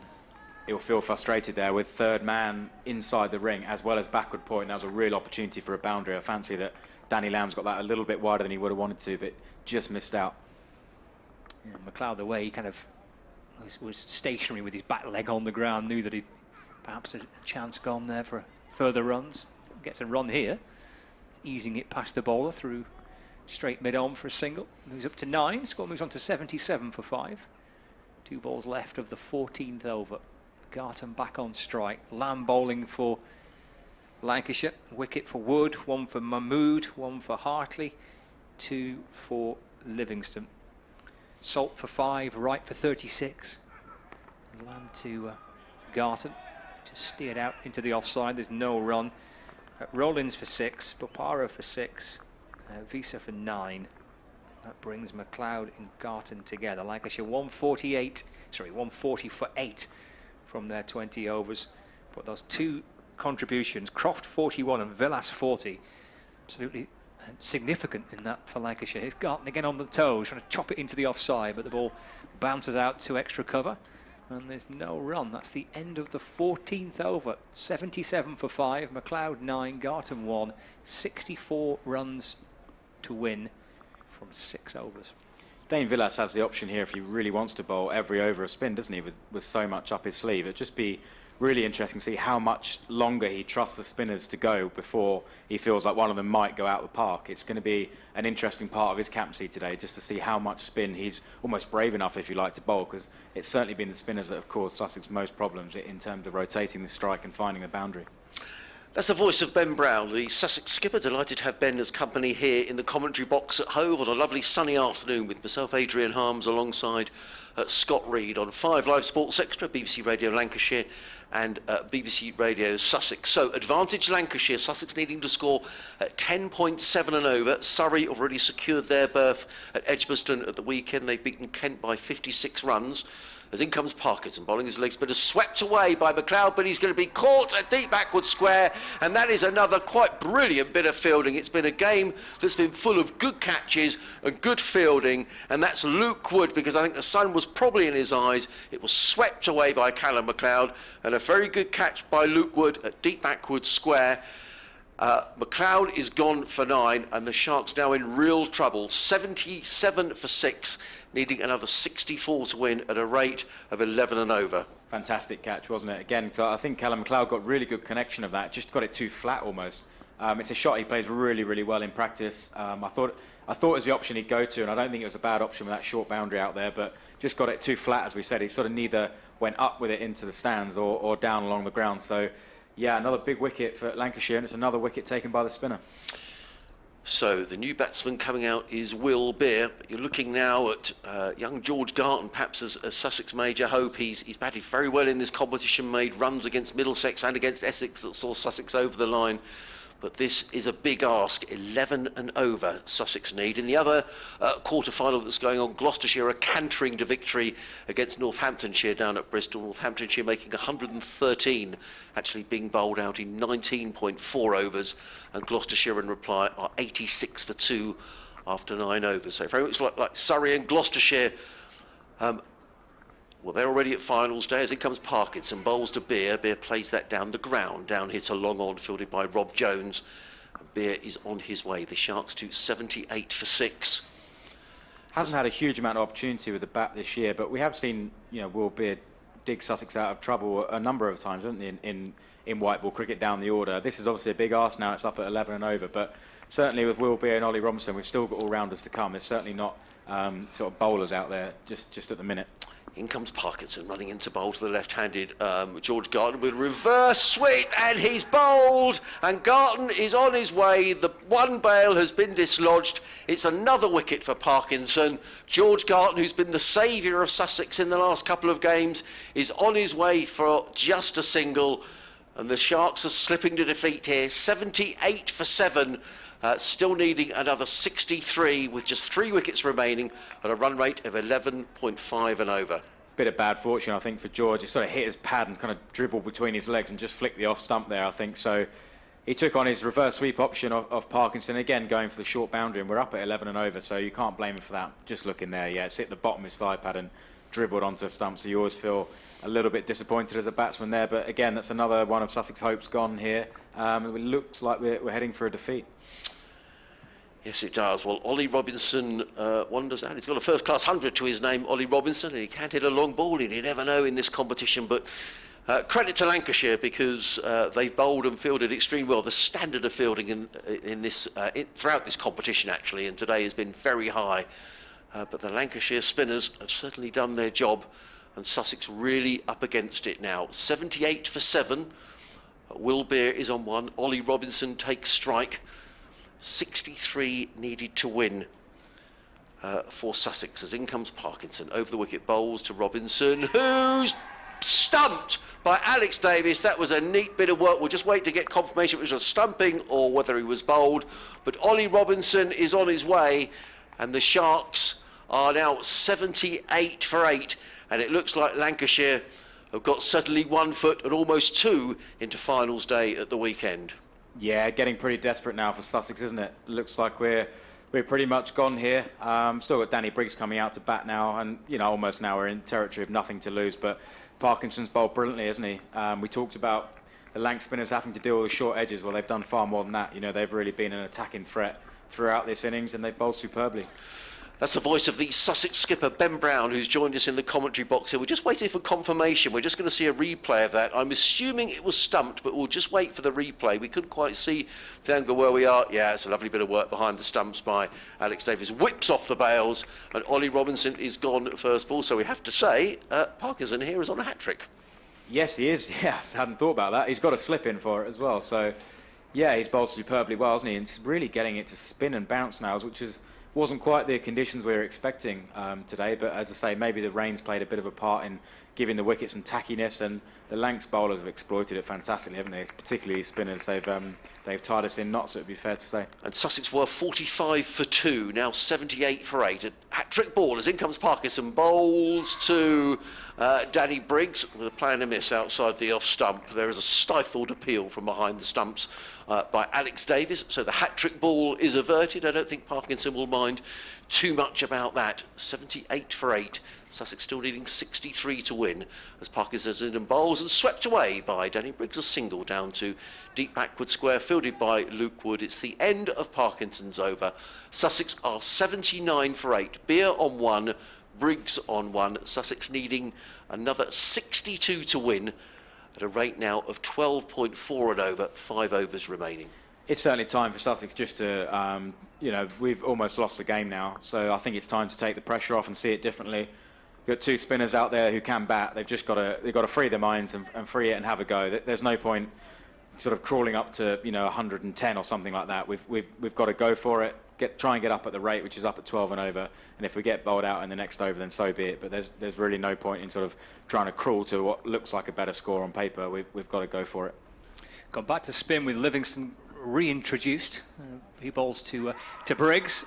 Livingston asks the question, the umpire raises the finger, and Livingston strikes with his first ball. And Briggs has gone. He's been trapped LBW. And Sussex Sharks are 9 down now. And Lancashire have spun a web here on the south coast because their spinners, Parkinson and Livingston in particular, and Hartley have looks like they've weaved Lancashire's way in towards finals day. 79 for 9 now, and Livingston picks up, I think that's his 3rd. It is, yeah. Yeah, I think it's 7 wickets. 7 wickets between the spinners at the moment. Yeah. I think for Lancashire, is that if my maths is correct? Sussex lost 7 for 34. Yeah, so obviously we haven't dealt with the threat of the spinners at all well. It's something we're going to have to look at going forward in the future because, as we mentioned earlier, when we play different teams, you get presented with different challenges, and certainly we haven't been able to play the spinners at all well enough today on the day. 3 for Livingston, yeah, 3 for Parkinson, and 1 for Tom Hartley. I did wonder momentarily when that wicket went down because Tamel Mills looked in a little discomfort when he left the field at the end of his bowling stint, and I wondered whether Tamel might come out, but he's coming out, which is good news. So Sussex are going to take it to the wire, but as I say, I said Lancashire with 1 foot in the finals day. It's sort of 1 3/4 really. He's only got about a toe hanging out. Yeah. Millsy loves his batting. He doesn't get many opportunities with a T20 specialist who bats 11 in just about every team he plays for. But I can tell you, he can hit a big 6. He's got a big 6 in him. But I'm not going to promise Sussex fans too much at this point. Well, there's not much point in him hobbling out there and trying to defend it, is there? No, not at all. Well, I don't think it's Will Beero's faced 1 ball, so we might perhaps get a better idea. Just get Biro on strike, who at least can have a go himself. 79 for 9. Parkinson into Mills. There we go. That's the big shot we were looking for. Teed up by Ben Brown and delivered emphatically by Tymal Mills. And the seagulls are scattering because that ball was hurtling in their direction. A wonderful shot by Mills. 85 for 9. Get him up the order. I was going to say, what's he doing back at 11? That's an unbelievable strike. First ball, I think Liam Livingston's chucked it up there thinking here's 4 wickets, and he's been belted into a bunch of pigeons at the top of the ground. What a strike from Tymal Mills, and let's hope he can at least have some fun and give Sussex fans something to cheer about. Might as well. It was a handsome-looking blow, was that, by Mills out towards the long boundary. It's gone right to the net area. Look, one of the Lancashire lads is having to retrieve it from all the way. For those that know Hove and have tended the ground, they'll know that's a huge blow to hit it all the way up into the net surfaces at the back of the ground. So that's an incredible strike, and I fancy we will not stop hearing about that for a very, very long time. I think he last hit a 6 for Sussex was at Arundel, and we'd lost by quite a few in that game, and he came off with a beaming smile. I think he got a bit of a ticking off by the coach at the time, but such is how much he loves his batting, and he will have enjoyed that shot, no end. Well, he bowled through the pain barrier, it looked like, for Sussex a little earlier on. He was hobbling in and picked up a couple of crucial wickets. And now have some fun with the bat, perhaps. Livingston tosses one wide of the off stump, which Mills tries to reverse sweep. But, it was too far wide of off stump, tossed out there by Livingston, who, as Ben Brown mentioned, is looking for a 4th wicket. This is flicked into the onside by Mills through square leg. Very cultured flick off his pad. It was, wasn't it? Yeah, up onto the toe, little flick of the wrist, jogs through for a single, moves to 7, happy days. Might just have a wander down here and just tell Biro, just get me back on strike. Just need a single, I'll do the work. 86 for 9. Livingston over the wicket. He's pushed away through extra cover by Beer. Again, Keaton Jennings losing his red Lancashire cap as he tumbles low to his left to stop the ball. 87 for 9. 54 away from victory, Sussex. 141 was the target. The Lancashire spinners have worked to treat. This is a wide ball by Livingston, and Mills trying to hit it back from out towards those nets again, but Livingston tossing it wide, saying, "You're not hitting me for 6 again." End of the over, 87 for 9. Yeah, I think it looks like Mahmood's coming back just perhaps to try and sort of get that killer blow and finish the game. But yeah, Will Beer, he may as well attack this short boundary to the leg side and try and, as I say, try and give Sussex fans something to cheer and give Lancashire something to think about, because it's certainly, when we are going to attack, you've got to really punish this over up the hill if we can do so. But not going to be easy against Mahmood, who looked in fine rhythm at the start of the day from the top end. That's the voice of the Sussex skipper Ben Brown, joining myself, Adrian Harms, and Scott Reed here in the commentary box at Hove on 5 Live Sports Extra, BBC Radio Sussex and BBC Radio Lancashire, with Lancashire on the verge of joining Surrey and now Gloucestershire at finals day at Edgbaston over the weekend. Gloucestershire convincingly beating Northamptonshire by 7 wickets with 8 overs remaining. As in comes Mahmood, running into bowl to Will Beer, and Beer plays a confident shot down to fine leg and picks up a single. He goes to 3 off 3 deliveries, and the Sharks 88 for 9. For those of you just joining us, Lancashire making 140 for 8. Stephen Croft top scoring with 40. Dane Villas, the skipper, making Croft making 41. Villas making 40, and we wonder whether that might not be enough. But as Ben Brown's been saying all afternoon, perhaps with the rain there's been here at Hove, and perhaps difficult for batsmen to time the ball, that's proved to be a very good total. And Sussex collapsing from 45 for 2 to 88 for 9 as in comes Mahmood running in over the wicket, bowls to Mills, and Mills is beaten outside the off stump, taken by keeper Davis, and there is no run. That was a quick delivery, Ben. It was, yeah. He's been really impressive today, hasn't he? And I think actually, if you go back to the power play, I think he was the one that really started the Lancs momentum. He got that wicket at Phil Salt, but it was more the way he bowled. He allowed the Lancashire fielders into the game. You know, they started to be quite noisy, quite loud, quite vocal in the Sussex batsman's face. So yeah, he certainly managed to sort of wrestle some momentum back this afternoon. Mahmood runs away from us up the hill, coming into bowl to Tymal Mills. He bowls, and Mills again is beaten. Short delivery. I thought for a moment Davis thought they'd flick the glove of Tymal Mills through to keeper Davis, and there is no run. Sussex now needing to score at a highly unlikely 15 and over. 53 needed to win in just 3.5 overs as Mahmood wanders back to his mark. So Surrey and Gloucester already at finals day. Another quarter-final coming up this evening on 5 Live Sports Extra, the game between Nottinghamshire and Leicestershire. As in comes Mahmood, bowls to Mills, and Mills is beaten for the 3rd time in the over outside the off stump. And the ball whistles through to Davis, and he's in a bit of discomfort, you can see, Tamel Mills, Ben. Yeah, he's not moving well, is he? Yeah, it's been a good effort from Millsy to get himself out there, to get in fit for this game. I thought he bowled really well as well, so hopefully the pain isn't too bad, and hopefully he's not got too much lasting damage from the game, because he's made a brave effort to get out there and play. All smiles around the Lancashire fielders as Mahmood runs away from us. Comes in and bowls to Mills, and Mills gets a bat on that, plays the ball down to mid-on, fielded by Jones, who gets in the throw but misses the stump at the non-strikers end, and Tamel Mills goes through for another single. He goes to 8, but he does look in quite a lot of discomfort as he took that single. You could see he was not running freely. It was a bit of classic tail-end batting as well. It was miss every ball that misses the stumps, and the one that was on the stumps hit it straight out the middle of batting, took a single. Drives you absolutely nuts as a fielding side, that does. 89 for 9 are the Sussex Sharks. 1 ball remaining of this, the 70th over. Mahmood rolls to Beer, and Beer slogs that ball down the ground. In fact, I do Will Beer a disservice. That was a nice shot, clubbed down the ground by Will Beer, would have been a better description. Over mid-on, runs away for 4 runs. So Will Beer hasn't given things up. He goes to 7 off 4 deliveries. The Sussex Sharks are 93 for 9, needing 48 to win in 3 overs at a required run rate of 16 and over. Good shot from Will Beer, wasn't it? Good option. They had mid-on up, so it was a pretty safe boundary option as well. But we're going to need a few more of those, we fancy, if we're going to get anywhere near. But yeah, hopefully we'd like to see Will Beer on strike a bit more. You know, not easy for Tamel Mills. The batsman struggled against the spin, so the number 11 certainly will. But if he can just get Will Beer on strike, we might be able to hit some more boundaries. So it's going to be Livingston who's coming in from the Parkinson brothers. Tamel Mills, is he hammered that one away now? Is he going to be caught? He is going to be caught at long on. No, the catch has gone down. And a reprieve from Tamel Mills. I think that is the skipper, Dane Villas, out there. That went a long way down to long on. Villas was underneath it, but the catch went down. Mills comes back for a couple of runs. He goes to 10. That has absolutely gone miles up, hasn't it? I mean, that is not an easy catch. It went so high. It was like the sort of practice catches in the morning that coaches would be proud of. But the end feels nigh. Comes in again, bowls to Tamel Mills, who is stumped by Alex Davis down the leg side. That's a wonderful piece of work by the wicket-keeper.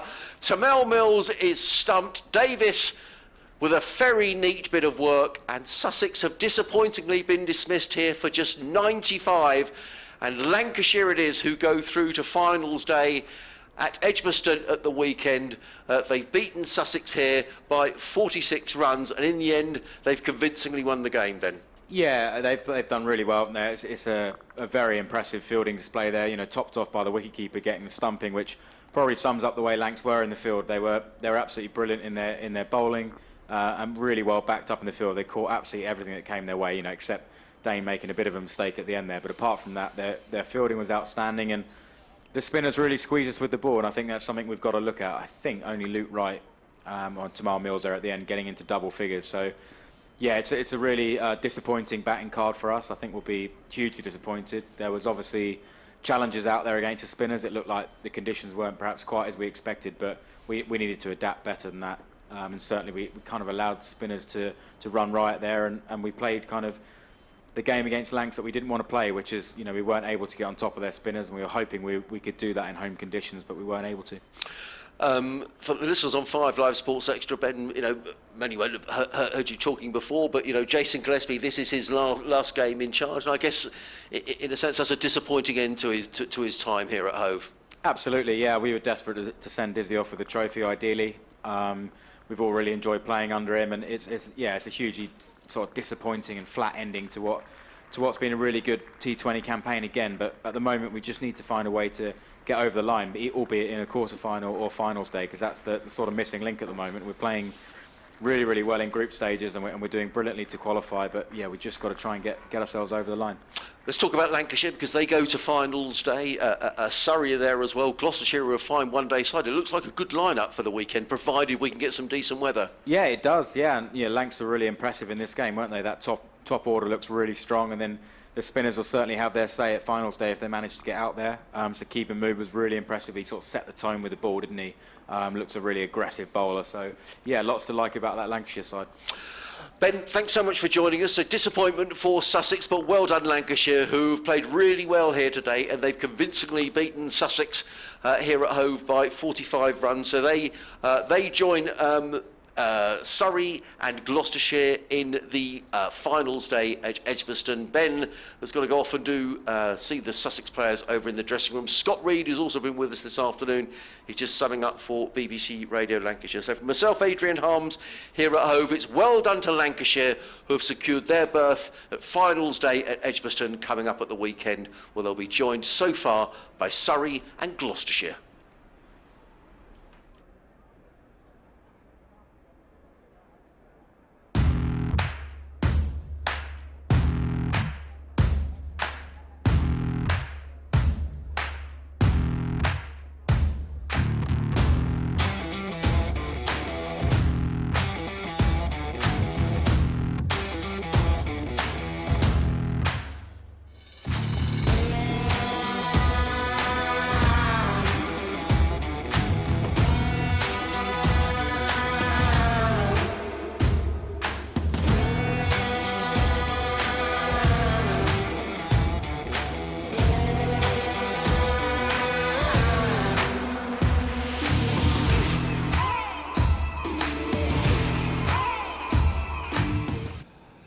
So congratulations to Lancashire, who booked their place at finals day on Saturday at Edgbaston in this Vitality Blast quarter-final, having in the end defeated Sussex quite comprehensively by 45 runs in what was a strange game. The Lancashire innings never really got going. It was fits and starts, managing 140 valuable contributions from Stephen Croft and Dane Velas with 40 and 41, and in the end steering them to that 140. There was a rain interruption after 17 overs as well, which was pretty crucial.